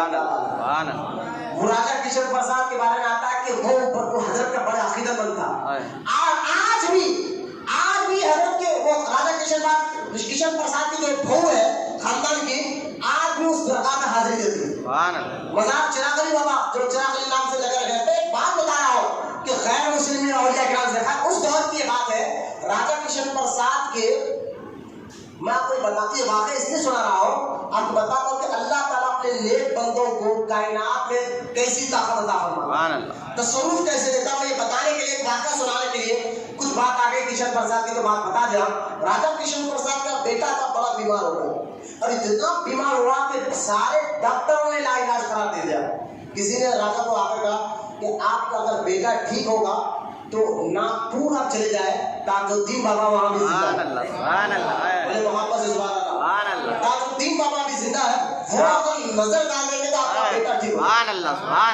तो ये यहाँ से फौज की शक्ल में बादशाह राजा किशन प्रसाद अपने बेटे को बैलगाड़ी में जाकर यहाँ से नागपुर के लिए निकल गए।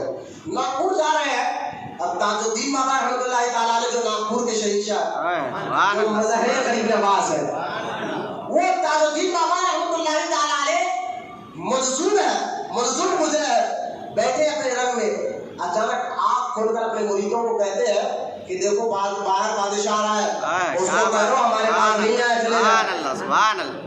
बाहर लेकर जब मुरीदों ने देखा तो राजा किशन प्रसाद बड़े शान मान धान से फौज के साथ आ रहा है। तो आपके चाहने वाले का हजरत आप बाहर ही करिए, आपको अंदर आने की इजाजत नहीं है, आप चले जाइए।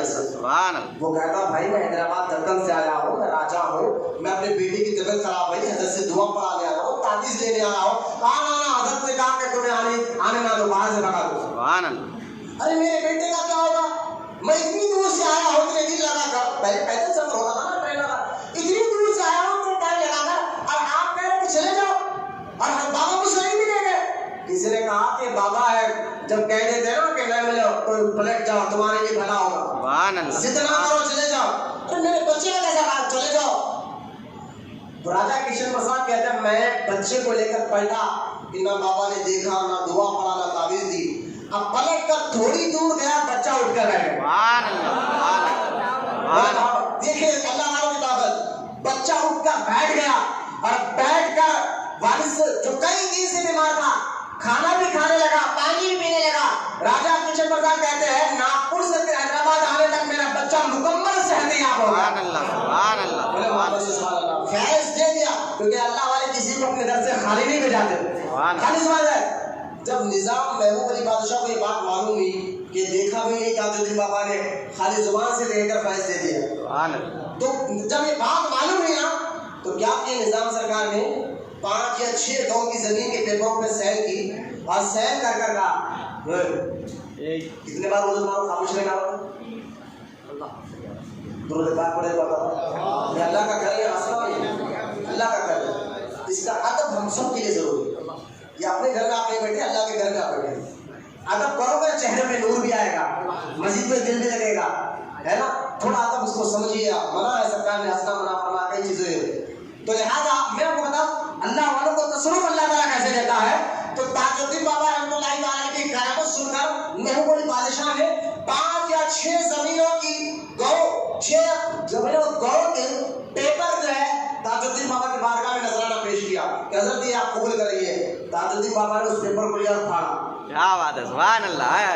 और फाड़ कर कहा निजाम का दिमाग चला गया है, सुभान अल्लाह, क्या बात। निजाम को कहो जो हुकूमत कर रहा है ना, वो हुकूमत भी हमारी दी हुई है। सुभान अल्लाह, क्या बात है। आप समझिए मैं क्या कहना चाहता हूँ।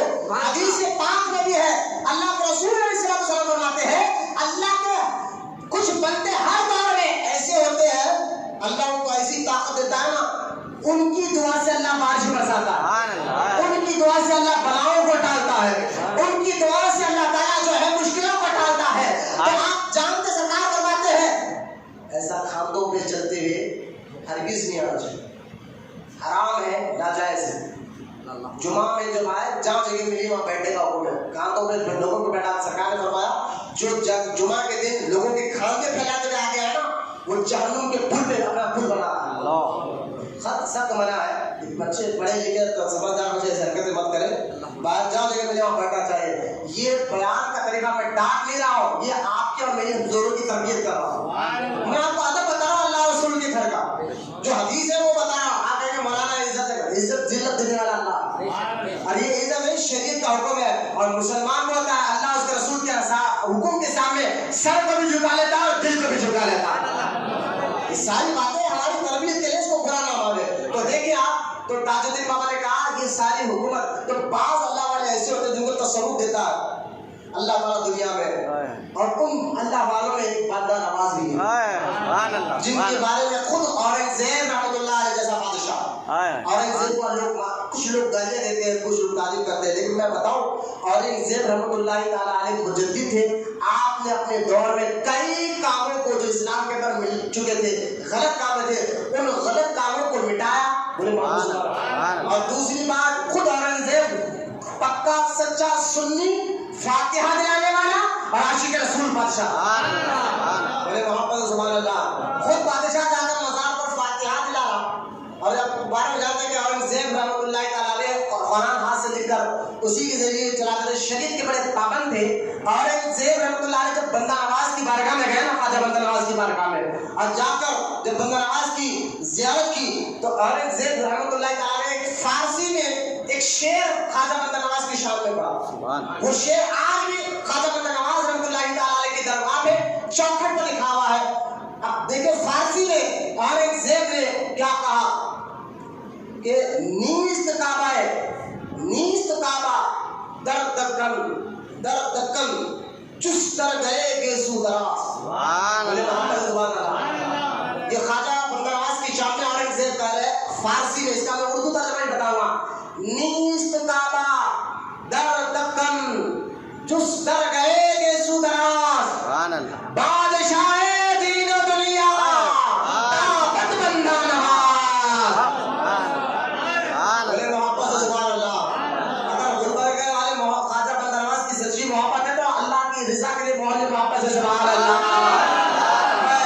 کیا کرے اورنگزیب, نیست در گئے در دکن, سبحان اللہ. خواجہ بندہ کعبہ نیست در دکن. میرے خواجہ اورنگزیب کہہ رہے ہیں کہ اے بندہ نواز, آپ کا روزہ, آپ کا دربار ایسا دربار ہے کہ آپ کا دربار جو بھی آپ دیتا ہے, آپ کا روزہ جو بھی دیتا ہے, اس کو کعبے سے برکتیں ملتی ہے. آپ کا دربار کعبے کے مشابہ ہے, بلکہ جیسا کعبے میں سے برکت ملتی ہے ایسے آپ کے روزے سے برکتیں ملتی ہے.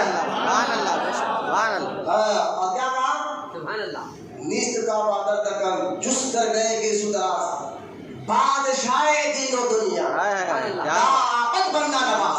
اورنگزیب آگے کہتے دوسرے لائن میں, ایک تو کہہ رہے کہ آپ کا روزہ حیدرآباد دکن والوں کے لیے جو ہے, کیونکہ اس وقت حیدرآباد دکن ہی میں آتا تھا, وہ علاقہ کرناٹکا میں چلے گیا ہے, تو لیکن کہہ رہے آپ کا دربار, آپ کا روزہ کعبے کے مشابہ ہے, کعبے کی طرح ہے, ہمارے کعبے کا مشابہ ہے, برکت ایسی بھی ہے. اور کہتے ہیں بادشاہ دین و دنیا. اورنگزیب کہتے ہیں اورنگزیب میں تو دنیا کا بادشاہ ہوں اور میری بادشاہت ایک وقت ختم ہو جائے گی, لیکن اورنگزیب کہتے ہیں بندہ نواز بادشاہ دین و دنیا, آپ دنیا کے بھی بادشاہ ہے اور دین کے بھی بادشاہ ہے. آگے اورنگزیب کہتے ہیں ہر بادشاہ کچھ دن جی کر مر جاتا ہے, جب وہ مرتا ہے اس کی بادشاہت ختم ہو جاتی ہے, لیکن بندہ نواز آپ کیا ہے, تو اورنگزیب کہہ رہے ہیں کہ بادشاہ دین و دنیا طاقت بندہ نواز, آپ کی بادشاہت ہمیشہ تھی اور اللہ تعالیٰ آپ کو ایسی بادشاہت ہمیشہ رکھے گا.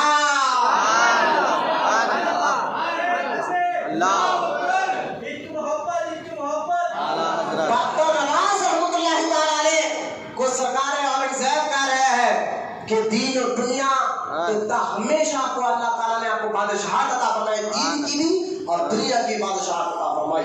یہ ہے خواجہ بندہ نواز کے سدراز رضی اللہ تعالیٰ عنہ.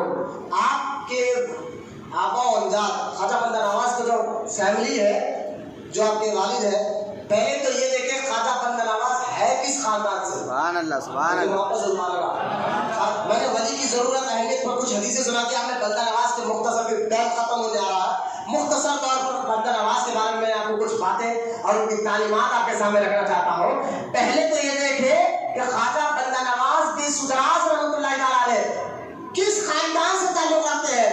تو آپ حسینی شہزادے سبحان اللہ امام حسین کی اولاد میں سے، مجھے محبت ہے سبحان اللہ۔ اسی لیے آپ دیکھیں خواجہ بندہ نواز کا اصل نام سید محمد حسینی ہے رحمۃ اللہ تعالیٰ علیہ، اور لوگ ان کو خواجہ بندہ نواز کہتے ہیں۔ سید محمد حسینی رحمۃ اللہ تعالیٰ علیہ، آپ کے والد دادا پردادا جو ہے افغانستان کا ایک شہر ہے، جو بھی علاقہ افغانستان، وہاں کا ایک شہر ہے ہرات، وہاں کے آپ کے رہنے والے تھے۔ ہرات سے آپ نظام الدین اولیاء کے دور میں آپ کے والد وغیرہ دہلی میں آئے، دہلی میں آئے اور دہلی میں رہنے لگے، اور آپ کے والد بندہ نواز کے والد کا نام سید یوسف حسینی ہے، بڑی محبت ہے سبحان اللہ، سید یوسف حسینی آپ کے والد کا نام ہے۔ آپ دہلی میں آئے، دہلی میں ہی بندہ نواز پیدا ہوئے، اور خواجہ بندہ نواز بن سدراج رحمۃ اللہ تعالیٰ علیہ یوں سمجھے کہ ماں پیٹ والی ہے۔ بچپن سے ہی آپ کی مزاج، آپ کی بات، آپ کے اخلاق بتا رہے تھے کہ یہ بہت اونچے مقام پر جانے والے ہیں۔ بڑا محبت سے سبحان اللہ، یہ بہت اونچے مقام پر جانے والے ہیں۔ کیوں؟ گلبرگہ آ کر جب جادوگروں نے کہا کہ آپ اللہ کے ولی ہیں، کیا کر کے بتا سکتے ہیں؟ بندہ نواز نے کہا تم کیا چاہتے ہو؟ کہا دیکھو ہم ہوا میں اڑ کر بتائیں گے۔ بندہ نواز کے سامنے آپ اس جادوگروں نے اڑ کر بتایا، تو بندہ نواز نے کہا جہاں تک اڑنا چاہو اڑو، وہاں سے ہم بتائیں گے ہم کیا کرتے ہیں۔ ان کی حد تھی، اس حد تک اڑ کر بتایا۔ بندہ نواز نے کہا بس اس کے آگے نہیں جا سکتے؟ کہا حضور یہاں سے آگے نہیں جا سکتے۔ بندہ نواز نے کہا یہاں سے آگے ہم جا کر بتائیں گے، یہاں سے آگے ہم جا کر بتائیں گے۔ آپ اس کے آگے گئے، سارے جادوگروں نے کرامت کو دیکھ کر توبہ کی۔ اس وقت سے آپ کو بلند پرواز کہا جاتا ہے، کیونکہ بندہ نواز ہوا میں اڑ کر لوگوں کو دین کی دعوت دی ہوئی ہے۔ بڑے محبت سے سبحان اللہ، بلند پرواز کیوں کہا جاتا ہے؟ بندہ نواز کا معنی تو بھی بتاؤں گا میں آپ کو۔ خواجہ بندہ نواز بچپن سے ہی آپ کے والد کہتے ہیں بچے کی کیفیت یہ لگا، بندہ نواز کہتے ہیں بچپن میں میرا حال یہ تھا، بندہ نواز کا بچپن میں میرا حال یہ تھا، جب بھی میں جاتا نا بچوں کے ساتھ، سارے بچے مجھ کو دیکھ کر ادب سے تعظیم کے لیے کھڑے ہو جاتے ہیں۔ بندہ نواز کہتے ہیں میں ان بچوں کو بٹھاتا اور کچھ دین کی باتیں بتاتا اور اللہ کا ذکر کراتا۔ بچپن سے اعلیٰ مزاج دے کے، فکر دے کے، سوچ دے کے خواجہ بندہ نواز بن سدراج رحمۃ اللہ تعالیٰ علیہ کی بچے، میں کہتا ہوں جو بچپن میں خواجہ بندہ نواز کہ ادب کرنے والے جو بچے تھے، دوست تھے، میں نے کہا وہ بچے بھی عام بچے نہیں ہیں۔ عام بچے ان کی حالت اور ہوتی ہے، وہ تو کھیلنا کودنا چاکلیٹ نہ جانے کیا کیا کھائے جاتے ہیں، لیکن جو بچے بندہ نواز کو دیکھ کر خود ادب میں آ جائے، خود تعظیم کر رہے ہو، خود ادب کر رہے ہو، تو یقین جانے وہ بچے بھی عام بچے نہیں تھے جو خواجہ بندہ نواز کی صحبت میں بیٹھے ہیں۔ خواجہ بندہ نواز بن سدراج رحمۃ اللہ علیہ فرماتے بچپن سے میں اپنے والد کی زبان سے دو بزرگوں کی تعریف بہت سنا کرتا تھا۔ سبحان اللہ۔ اگر گھروں میں ماحول بچپن سے ہی اپنے سامنے بچوں کے سامنے ماں باپ کسی نیک بندوں کا ذکر کرے، تربیت کرے نا، وہ گھر کا ماحول ہی الگ ہوتا ہے۔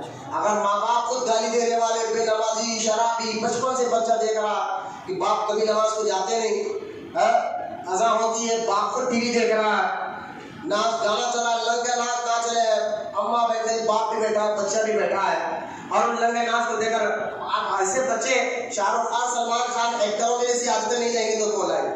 یہ اللہ والوں کے گھر میں خود خواجہ بندہ نواز بن سدراج رحمۃ اللہ علیہ کی زندگی دیکھ لیں آپ، ان کے گھر میں آج خود بندہ نواز کہتے ہیں کہ میری اولاد میں پیدا ہونے والا بچہ، بندہ نواز کا قول بتا رہا ہوں، میری اولاد میں پیدا ہونے والا بچہ اس وقت تک نہیں مرے گا جب تک وہ اللہ کا ولی نہ بن جائے۔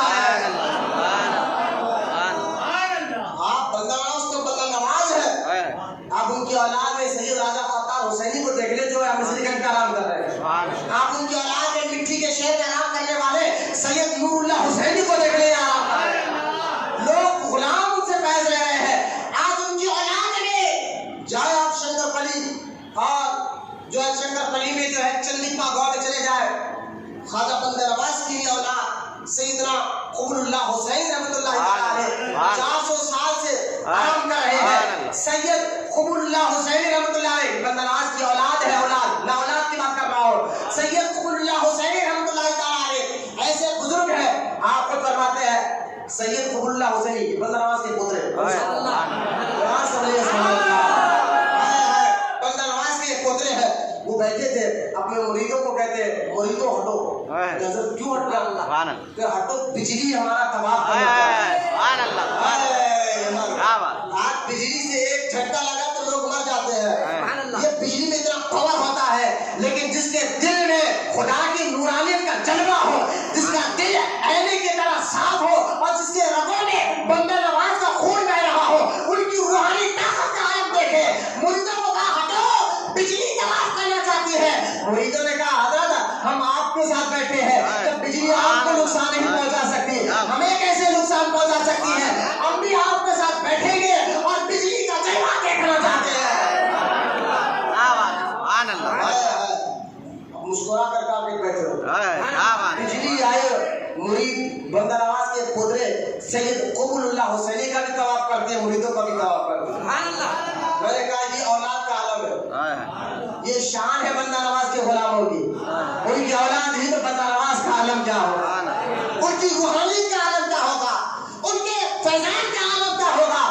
یہ تربیت آتی جیسے گھروں سے آتی ہے، اگر آپ اپنے گھروں میں دینی ماحول پیدا کریں گے، بچپن سے اپنے بچوں کو اگر قصے کہانی سنانا ہے تو چوروں کے نہیں، ڈاکوؤں کے نہیں، نہ فلمی ایکٹروں کے، سچے واقعے سناؤ صحابہ اکرام کے، سچے واقعے سناؤ غوث اعظم کے، سچے واقعے سناؤ غریب نواز کے، سچے واقعے سناؤ اللہ کے نیک بندوں کے۔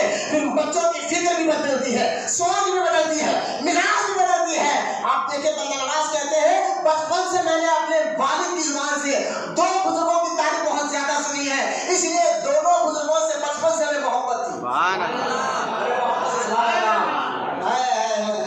میں ان کی اولاد کیا کہہ رہا تھا، اب جائے شنکر پلیا سے ناسری روڈ سے نکل جائے 40 کلومیٹر پر گاؤں ہے، وہاں جا کر چندیپا چلے جائے، چندیپا پہ آپ جا کر درگاہ پوچھے آپ بندہ نواز کے پترے آج بھی دیکھے کیسا آرام کر رہے ہیں۔ میں اور بھی ہے دنیا بھر میں بہت سے آپ کیا ہے سید پلی چلے جائے دکھارا وہاں پہ، وہاں بھی ایک بندہ نواز کی اولاد آرام کر رہے ہیں، وہاں پہ بھی آپ چلے جائے وہ بھی بندہ نواز کی اولاد ہے۔ ہمارے حیدرآباد دکن میں کئی ان کی اولاد آرام کر رہی ہے۔ تو میرا کہنے کا مطلب ہے جو بندہ نواز نے کہا نا میرا بیٹا ولی بنے بغیر نہیں مرے گا، میری اولاد کوئی ولی بنے بغیر نہیں ملے گی، تو ان کی اولاد کا فیضان دیکھے۔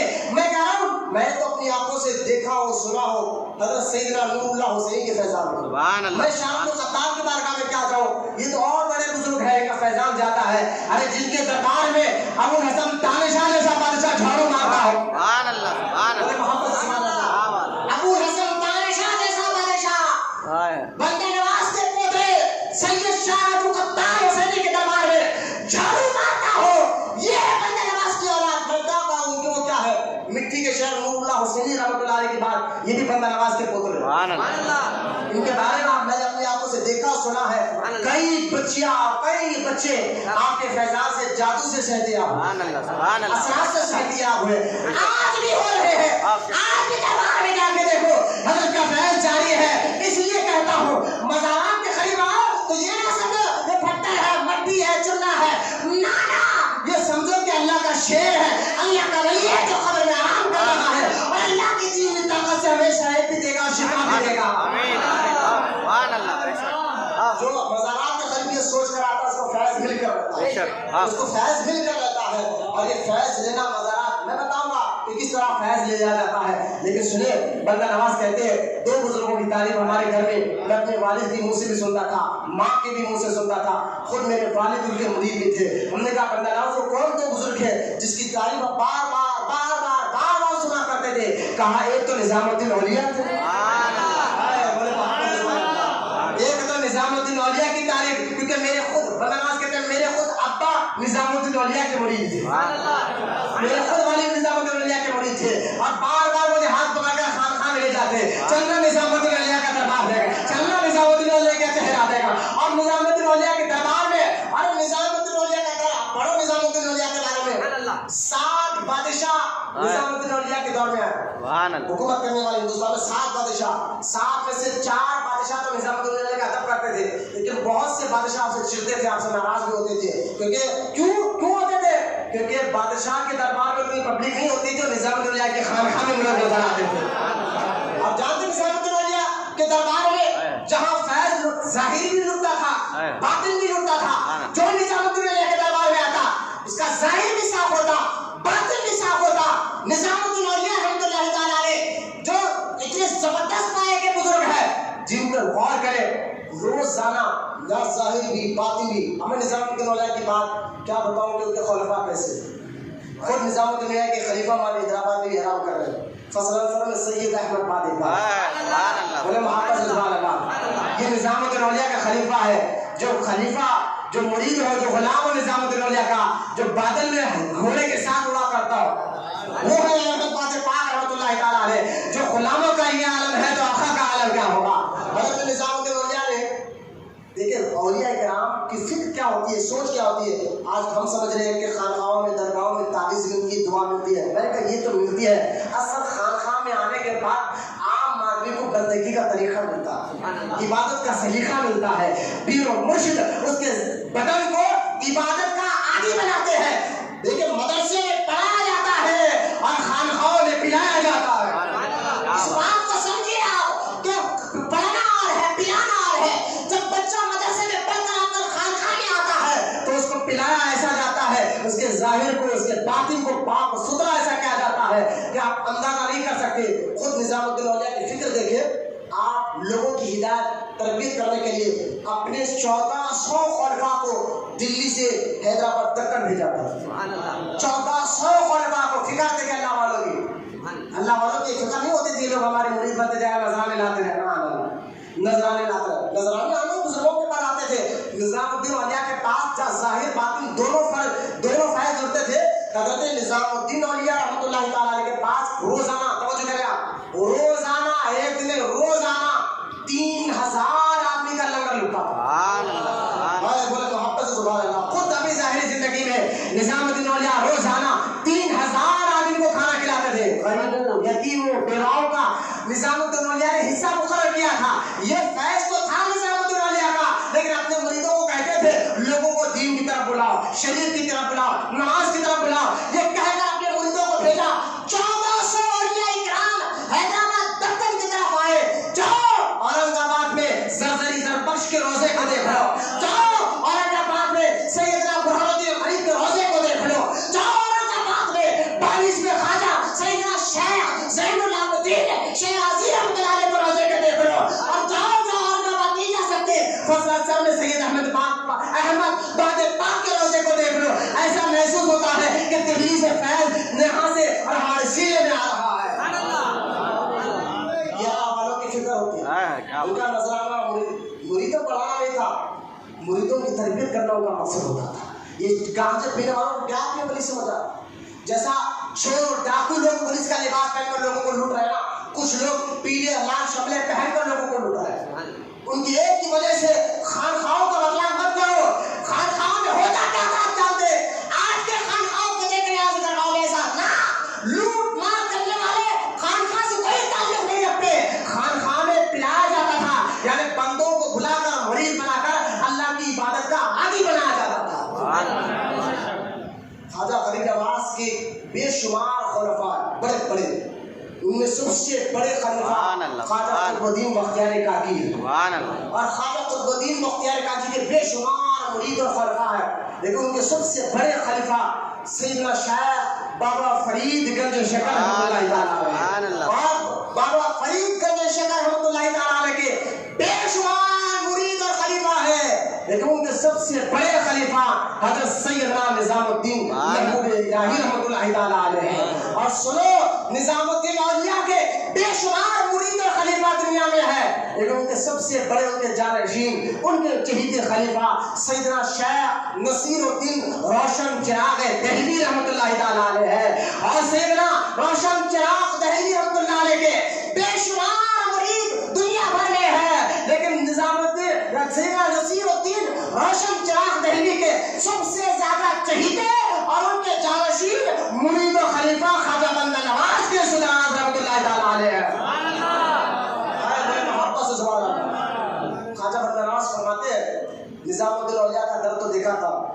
साहिबाना तौर पर उनके खलीफा सुल्तान नसीरुद्दीन से मोहब्बत बहुत हो गई। निजामुद्दीन औलिया की वफात हुई। ख्वाजा बदरवास कहते हैं मेरी उम्र 6 साल थी। कितने साल? मोहम्मद तुगलक बादशाह गुजरा, तुगलक बादशाह बड़ा जालिम गुजरा, उसने दिल्ली को वीरान कर दिया। निजामुद्दीन औलिया जब तक ज़ाहिरी जिंदगी में थे खामोश था, हिम्मत नहीं उसको कुछ करने की, लेकिन चिड़ थी निजामुद्दीन औलिया से। जैसा निजामुद्दीन औलिया दुनिया से गए, दिल्ली में उसने जबरदस्ती लोगों की प्रॉपर्टी खरीदी, कहा ये प्रॉपर्टी दे दो और यहाँ से निकलो औरंगाबाद जाओ, मैंने वहाँ सबको भेजा है। उसका मकसद था कि कोई निजामुद्दीन औलिया के दरबार में आओ, और जो नहीं जाता तो उनको जबरदस्ती मारना, दोगलक। अब इसने क्या किया, पूरे दिल्ली को वीरान किया। तो आप बंदा नवाज के वालिद ने वहाँ से हिजरत की दिल्ली से और औरंगाबाद में आए, और औरंगाबाद में आप 10 साल रहे। लेकिन 6 साल की उम्र में बंदा नवाज औरंगाबाद आए, 10 साल रहे, उम्र कितनी हुई? 16 साल। कितनी साल? 16 साल हुई। और बंदा नवाज के वालिद यहीं पर इंतकाल कर गए औरंगाबाद में। सैयद यूसुफ हुसैनी के मज़ार औरंगाबाद, बंदा नवाज के वालिद की वहाँ मज़ार मुबारक मौजूद है। आप 16 साल के हुए, आपकी वालिदा फिर औरंगाबाद से आपको दिल्ली है। अब दिल्ली में बगदादी मस्जिद है या खुतबिया मस्जिद है, वहाँ पर एक बार निजाम हज़रत बंदा नवाज और अपने भाई ये दोनों मिलकर आप नमाज पढ़ रहे थे। वहाँ पर आपकी मुलाकात हो गई सुल्तान नसीरुद्दीन रोशन चिराग दहली से। अब मुलाकात हो रहा था, बंदा नवाज में ख्वाहिश है कि मैं आपका मुरीद बनना चाहता हूँ, आपकी खिदमत में रहना चाहता हूँ, आपके साथ रहना चाहता हूँ।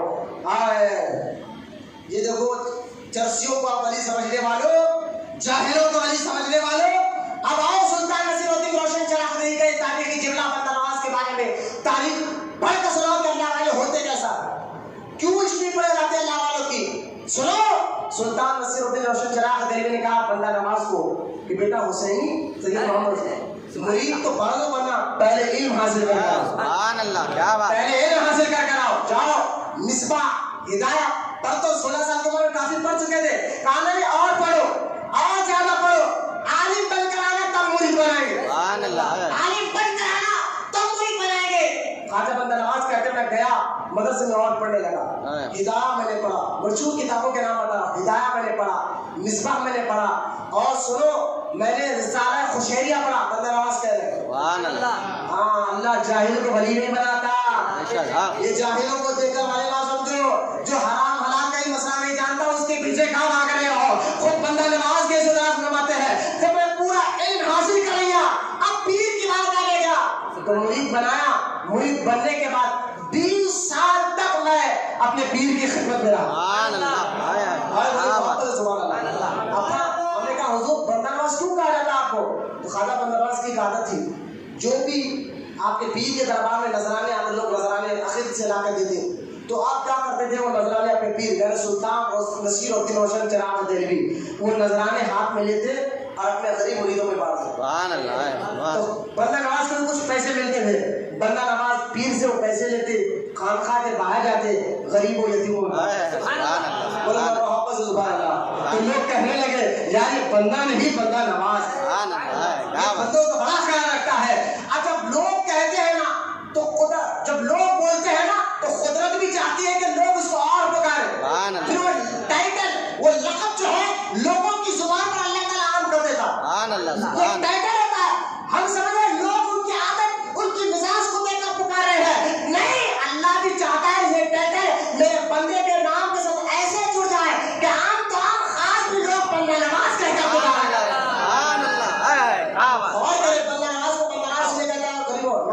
मैं एक और वजह बताता हूँ बंदा नवाज को बंदा नवाज क्यों कहते थे? इसलिए कहते थे जो भी बंदा नवाज के करीब आता उसको अल्लाह की मारिफत मिल जाती, उसको बंदगी का तरीका मिल जाता, उसको इबादत का तरीका मिल जाता, उसका बदन इबादत का आदी बन जाता। जो भी बंदा नवाज के करीब आता वो शरीयत का पाबंद, तरीक़त का पाबंद बन जाता। इसलिए लोगों ने देखा जो भी इनके आस्थाने से वाबस्ता हो जाता है, जो भी इनके दामन से वाबस्ता हो जाता है वो खुदा का नेक बन जाता है। इसलिए बंदा नहीं बंदा कर है, जो भी इनके पास आता है वो खुद भी बंदा नवाज बन जाता है। बंदा नवाज के शुदराज रहमतुल्लाह ताला अलैह आपके हवालात से मैं आपको बताऊं कि आपके वाक़यात तो बहुत है, लेकिन सुनिए आप पहले आप एक یہ ادب المریدین بندہ نواز کی کتاب ہے. اللہ والوں کا خواہش ہے کہ خواجہ بندہ نواز کی زندگی 105 سال تھی. سبحان اللہ سبحان اللہ 105 سال. اور آپ 105 سال میں 105 کتابیں لکھی. سبحان اللہ محمد سبحان اللہ. یہ بے نمازیوں کو بندہ نواز کہتے ہیں. جو بے نمازی ہمارے دائرے میں داخل نہ ہو, کیا بات, وہ نمازی بنے تو ہمارے دائرے میں آئے. بندہ نواز کا خواہش ہے, بڑی مشہور ہے. آپ بھی لکھا ہے بندہ نواز کے دربار میں کہ بے نمازی ہمارے دائرے میں آئے نا. کن چرسیوں کو بے نمازی کو آپ بابا سمجھ بیٹھے. ایسے بیوقوف لوگوں کو نہ. اولیاء کرام تو وہ ہوتے ہیں کون, حدیث پاک میں آیا ہے جس کو دیکھنے سے اللہ یاد آ جائے وہ اللہ کا ولی ہوتا ہے. چرسیوں بے نمازیوں کو دیکھنے سے اللہ کا یاد آتا ہے. یہ تو ہے نا بندہ نواز فرماتے. دیکھیے جاہلوں کا اللہ ولی نہیں کرتا, ولایت نہیں دیتا اللہ. بندہ نواز فرماتے ہیں, حدیث بتاتے ہیں کہ ہر مسلمان مرد عورت پر علم کا طلب کرنا فرض ہے. علم کے ساتھ اگر عمل نہ ہو, بندہ نواز کہہ رہے ہیں علم حاصل کر لیا لیکن عمل نہیں کر رہا ہو تو بندہ نواز کہتے ہیں بانج عورت کی طرح. اس کے اولاد بانج عورت کی طرح. اور آگے فرماتے ہیں اگر کوئی عمل کر رہا ہو اور علم حاصل نہیں کرتا بغیر علم کے, نماز تو پڑھ رہا ہے نماز کا طریقہ نہیں سیکھا, روزہ تو رکھ رہا ہے روزے کے بارے میں طریقہ نہیں سیکھا, بغیر علم کی عبادت کر رہا ہے, بغیر علم کی نماز پڑھ رہا ہے, بندہ نواز فرماتا ہے وہ تو ایک بیمار کی طرح, اس کو علاج کرنا چاہیے. تو علم ایک پہلی سیڑھی ہے. آگے بندہ نواز فرماتے ہیں تصوف کا پہلی سیڑھی کا نام علم ہے. بولے وہاں پر سبحان اللہ. یہ بندہ نواز کا حال ہے, اس لیے اللہ والوں کا رس مانا جاتا. بندہ نواز کا تصوف کے پہلی سیڑھی کا نام کیا ہے؟ علم ہے. بولے کیا ہے؟ اب یہ چرسیوں کو بولو آپ جا کے, یہ گنجیوں کو بولو آپ, یہ مولا بابا کا نعرہ لگا کر کالے کپڑے پہن کر لوگوں کو لوٹنے والوں کا بتائیے جا کر کہ اللہ والے ہوتے کیسا ہے, یہ تصوف ملتا کیسا ہے, روحانیت ملتی کیسی ہے, لوگوں پر نظر کیسے ڈالا جاتا ہے. یہ گنجیوں کو جو کچھ آٹو چلانے والے جا کر کالے کپڑے پہن کر جاتے مریض بن کر آ کر ڈاکٹر بن رہے, تعجب ہوتا ہے لوگ ان کے پاس جا کر ہاتھ جوڑ کر بیٹھ جاتے. لا حول ولا قوت الا باللہ العلی العظیم. اللہ ہم تیری پناہ چاہتے ہیں ایسے مردود لوگوں سے جو بزرگوں کا نام لے کر لوگوں کو لوٹ رہے ہیں اور جو کہتے ہیں ہم پر سیلانی بابا آتے ہیں, ہم پر اما جان آتے ہیں. ایسے بدبخت لوگوں کو لعنت ہے اللہ کی. ایسے لوگوں پر اولیاء کی لعنت ہے جو بزرگوں کا نام لے کر اپنا پیٹ کی گھر چلا رہے ہیں, اپنا گھر چلا رہے ہیں. اور ایسے لوگ کے پاس جانے پر میں کہتا ہوں آپ لوگ بیوقوف ہیں. ایسے لوگ جو ان کے پاس جا کر اپنا معروضہ رکھتے ہیں اللہ والے میں نہیں ہوتے. اور بندہ نواز کہتے ہیں علم کی پہلی سیڑھی علم, جو تصوف کی روحانیت کی پہلی سیڑھی علم ہے. سبحان اللہ. بے شک یہ دیکھو آپ دن پر آپ ان کو آزما لیا, جو لوگ بابا آتے غوث پاک آتے کہہ رہے سیلاب, ان کو جا کر بولو اچھا بھائی آپ غوث پاک بولو غوث پاک ہے. پہلے تو ہوتے نہیں, آتے نہیں اللہ والے, لیکن پھر بھی ان سے بولو اچھا بتائیے نماز کے کتنے فرائض ہیں. جب غوث پاک ہے تو سو معلوم ہونا چاہیے. کیا بات ہے, جب کوئی ولی ہے تو سو معلوم ہونا چاہیے. ارے آپ بتائیے نماز کے کتنے فرض ہیں اور کتنی سنتیں ہیں. نہیں, یہ آپ کہاں جانیں گے. الٹا یہ لوگ جو ہے نا لوگوں میں درار ڈالیں, آپس میں رشتے داری توڑنے کے لیے بیٹھے. ارے تمہارے کو ساس کرا دی, اب بیچارہ داماد ساس کی عزت کرتا تھا, بھول کے رہو. ارے تمہارے کو بھائی کرا دیا, بیچارہ چھوٹا بھائی بڑے بھائی کا ادب کرتا تھا, بھول کے رہو. نہیں بھاوت تمہارا کام کر دی. اب وہ گھر میں جا کر آنم تنم, یار آپ یہ سنا سنی میں آپ نے دیکھا بھی ہوگا لڑائی جھگڑے قتل غارت کہیں تک ہو گئے ایسے چند جاہلوں کی وجہ سے جو درگاہوں کا نام لے کر بدنام کر رہے ہیں. نہ, یہ کام درگاہ میں نہیں ہوتا. درگاہوں میں لوگ فیض تو لیتے ہیں لیکن سنو جو درگاہوں میں آتا ہے اللہ کے ولی اس کے نگاہ ڈال کر اس کے اندر سے گناہوں کی عادت کو نکال دیتے ہیں اور نیکی والی عادت کو بھر دیتے ہیں. جو اللہ والے خلیفہ نمازی بنو وہ اللہ والے. پیر وہ ہوتا ہے جو اپنے مرید کو نمازی بنا, پیر وہ ہوتا ہے جو اپنے مرید کو نماز کا عادی بنا دے. یہ کن لوگوں کے پیچھے آپ بھاگ رہے ہیں؟ جو غیب کی باتیں تو اللہ جانتا ہے, اللہ کے بتانے سے نبی جانتے ہیں اور اللہ اس کے رسول کے بتانے سے اولیاء اکرام جانتے ہیں. یہ آنکھوں میں بیٹھنے والے خود کتنے بیمار ہیں, خود کے گھر میں کیا نہیں معلوم ہوتا دوسروں کو. یہ لڑائی جھگڑے کے ایسے جاہلوں کے باتیں آپ بتائیں. دیکھیے غریب بندہ نواز کہتے ہیں تصوف کی پہلی سیڑھی علم ہے, ٹھیک ہے. پھر فرماتے ہیں اس کا 20 کی سیڑھی اور آخری عطا محیط ہے. اور ان سے مراد پردہ دیتا ہے, عمل طلب میں تعلیم کی مدد کرتا ہے, وہی دعا ہے جو انتہائی کو مراد پہنچا دیتی ہے. یعنی مریض علم حاصل کر کر عمل کرتا ہے تو شریعت کے راستے آسان ہوگا, طریقہ تک پہنچتا ہے, اور جب طریقہ تک پہنچ جاتا ہے بندہ نواز کہتے ہیں, پھر اللہ تعالیٰ اس کے دل کو نور کا مجلہ بنا دیتا ہے. بیٹھا اپنے گھر میں ہوتا ہے لیکن غائب کی خبروں کو اللہ تعالیٰ اس کے دل پر روشن کر دیتا ہے. محبت سے سبحان اللہ. دور بندہ نواز کہہ رہے ہیں. خواجہ بندہ نواز کے سبراز رحمۃ اللہ علیہ کے دور میں جو دیکھیں آپ خواجہ بندہ نواز کو گیسو دراز اس لیے کہا جاتا ہے کہ آپ کے پیر و مرشد ایک بار پار کیے, بھائی فون سوئچ آف کر لیا, سلام کر لیا, بالکل آخری کا وقت توجہ کر رہے. میوزک شیطان کی اذان ہے, حدیث پاک, میوزک شیطان کی اذان ہے. تو میوزک نہیں ہونا چاہیے, مسجد اللہ کا گھر ہے, عمل کرے. اللہ کو کہنے سننے سے زیادہ کی طرف بتا. خواجہ بندہ نواز کے سبراز رحمۃ اللہ علیہ دیکھا کہ اپنے پیر و مرشد کی پالکی آ رہی ہے. سبحان اللہ, کیا بات. یہ ادب دیکھو پیر مریدی کی, یہ کہاں سے آیا, کیا ہے. دیکھیے آپ خود بندہ نواز کے سبراز رحمۃ اللہ علیہ نے دوڑتے گئے اپنے پیر و مرشد کی پالکی کو کھاندا لے جایا. تھوڑے بڑے تھے, وہ بال جو ہے نا پیر کی پالکی میں اٹک گئے. لیکن آپ نے کہا اب بال جب اٹکے تو اب کتنی تکلیف ہوتی ہے بال جب کسی چیز میں اٹک گئے. لیکن بندہ نواز نے ادب کیا. اگر میں آواز نکالوں گا تو پیر کی پالکی روکنا پڑے گا, پیر نیچے اتریں گے, یہ بے ادبی ہے. اس لیے اپنے بچوں کو نا ماں باپ کا ادب سکھاتے تو استادوں کا, عالموں کا بھی ادب سکھا. ان کو بتاؤ کہ بیٹا یہ وہ طبقہ ہے جن کو اللہ نے عزت دی ہے, جن کو اللہ نے ادب سے کرنے کا حکم دیا ہے. یہ بتاؤ اپنے یہ ادب ماں باپ کے پیٹ سے جو بچے سیکھتے ہوئے آتے ہیں نا, پھر دیکھو ان کو مقام مرتبہ کیا ملتا ہے. تو خواجہ بندہ نواز ادب اس کو آواز نہیں دیتے, کچھ دور جہاں پیر کو پہنچنا تھا پہنچ گئے. پالکی رکی, آپ نے بالوں کو نکالا, خون بہنے لگا. پیر و مرشد نے کہا کیا بات ہے, تو کہا حضور میں نے نہیں چاہا کہ آپ کو روک کر بال نکالو, یہ ادب کے خلاف تھا, میں خاموش رہا, تکلیف برداشت کرتا رہا. تو خواجہ بندہ نواز کے سبراز رحمۃ اللہ علیہ کے پیر و مرشد کہتے ہیں جاؤ میں دعا دیتا ہوں, آج تو نے ہماری پالکی کو ہاتھ لگایا ہے, ایک وقت آئے گا بندہ نواز تیری پالکی کو بادشاہ ہاتھ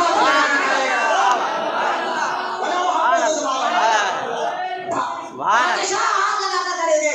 آج تاریخ گواہ ہے جب بندہ نواز کا جنازہ اٹھ رہا تھا, جنازے کے بعد میں کئی بار فیروز شاہ بہمنی نے ایک بار نہیں کئی بار بندہ نواز کی پالکی کو ہاتھ لگایا.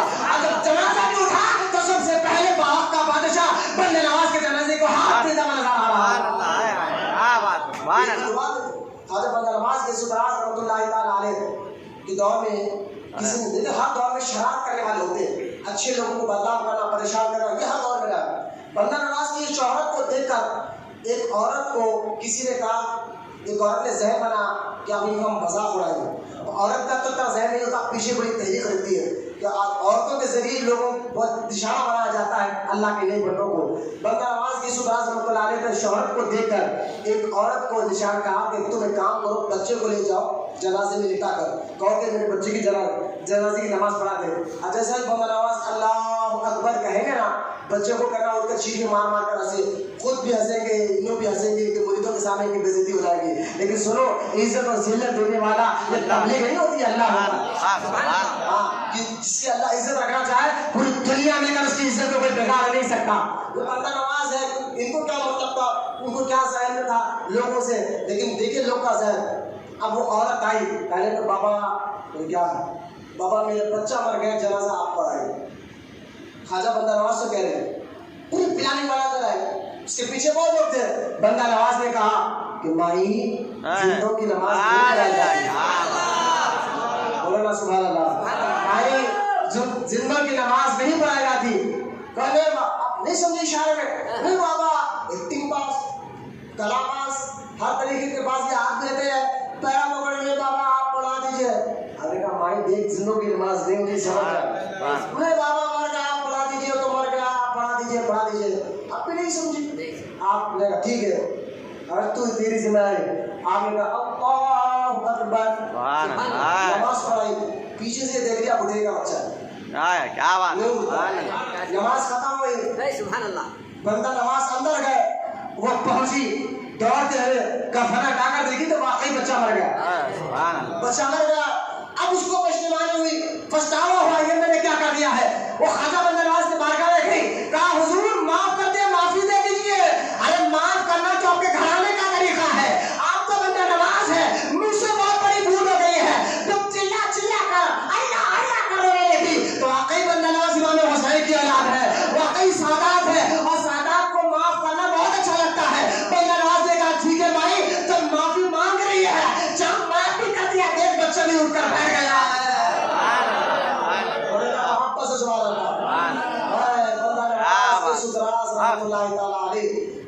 جب بھی تھا اب بھی ہے. آپ بندہ نواز کہتے ہیں جب تک شریعت کی ایک سیڑھی پر قدم نہیں رکھے کوئی اللہ کی معرفت پا نہیں سکتا.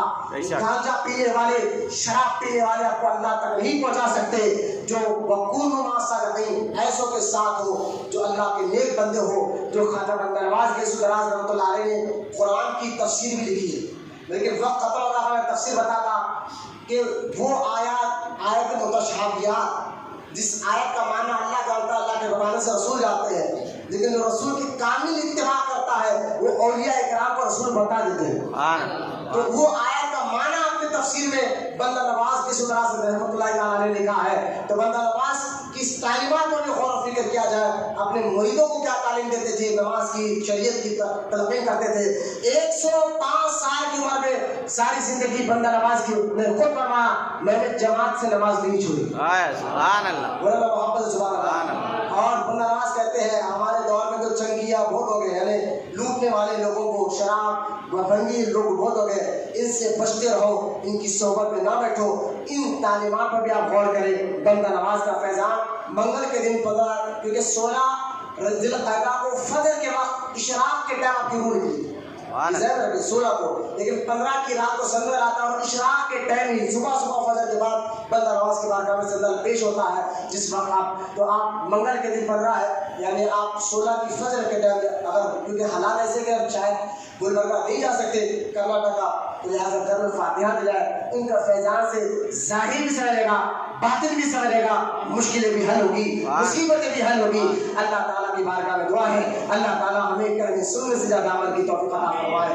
اللہ تعالیٰ ان اولیاء کرام کی محبت کے ساتھ ساتھ یا اللہ ہمیں ان کی تعلیمات پر بھی عمل کرنے کی توفیق عطا فرمائے. خواجہ بندہ نواز گیسو دراز رحمۃ اللہ علیہ کے فیضان سے ہمیں مالا مال فرما اور ہمارے ظاہر باطن جسم روح دل کو اے اللہ بندہ نواز کے صدقے میں پاک اور ستھرا بنا دے والا. اور خواجہ بندہ نواز کا مبارک اس قریب آنے والا وہ ان کی مزار پر جو تیری رحمتوں برکتوں کی جو بارش ہو رہی ہے ان میں سے ایک قطرہ والا ہم گنہگاروں پر بھی ڈال دے اور ان کے صدقے میں والا اس وبا کو ختم فرما دے اس کرونا وائرس کو ختم فرما دے. جو لوگ بیمار ہیں والا اس وائرس میں بیماری میں ان کو بھی صحت عطا فرما دے ان کو بھی شفا عطا فرما دے. مولا گنہگار ہے خطاکار ہے بیکار ہے گندے ہیں لیکن مولا تیرے محبوب کا کلمہ پڑھنے والے ہیں تیرے محبوب بندوں سے محبت کرنے والے ہیں. ہمارے گناہوں ہمارے خطاؤں کو مت دے بلکہ بندہ نواز کے سدراز رحمۃ اللہ علیہ کے صدقے میں مولا ہمارے خطاؤں کو معاف فرما دے ہمارے گناہوں کو معاف فرما دے اور اس وبا کو ختم فرما دے اس بیماری کو ختم فرما دے اس سے سارے لوگوں کو صحت اور شفا عطا فرما دے. ہم سب کی دعاؤں کو مولا حضور اکرم صلی اللہ تعالی علیہ وسلم کے صدقے میں قبول فرما. بالخصوص مولا فرانہ خاتون بیمار کو بھی صحت عطا فرما. عبد الجلیل صاحب کی بھی مغفرت فرما. ہم سب کی دعا جو لوگوں نے مجھ سے دعا کی مولا سب کی دعاؤں کو بندہ نواز کے صدقے میں قبول فرما. وما علینا الا البلاغ والحمد للہ رب العالمین.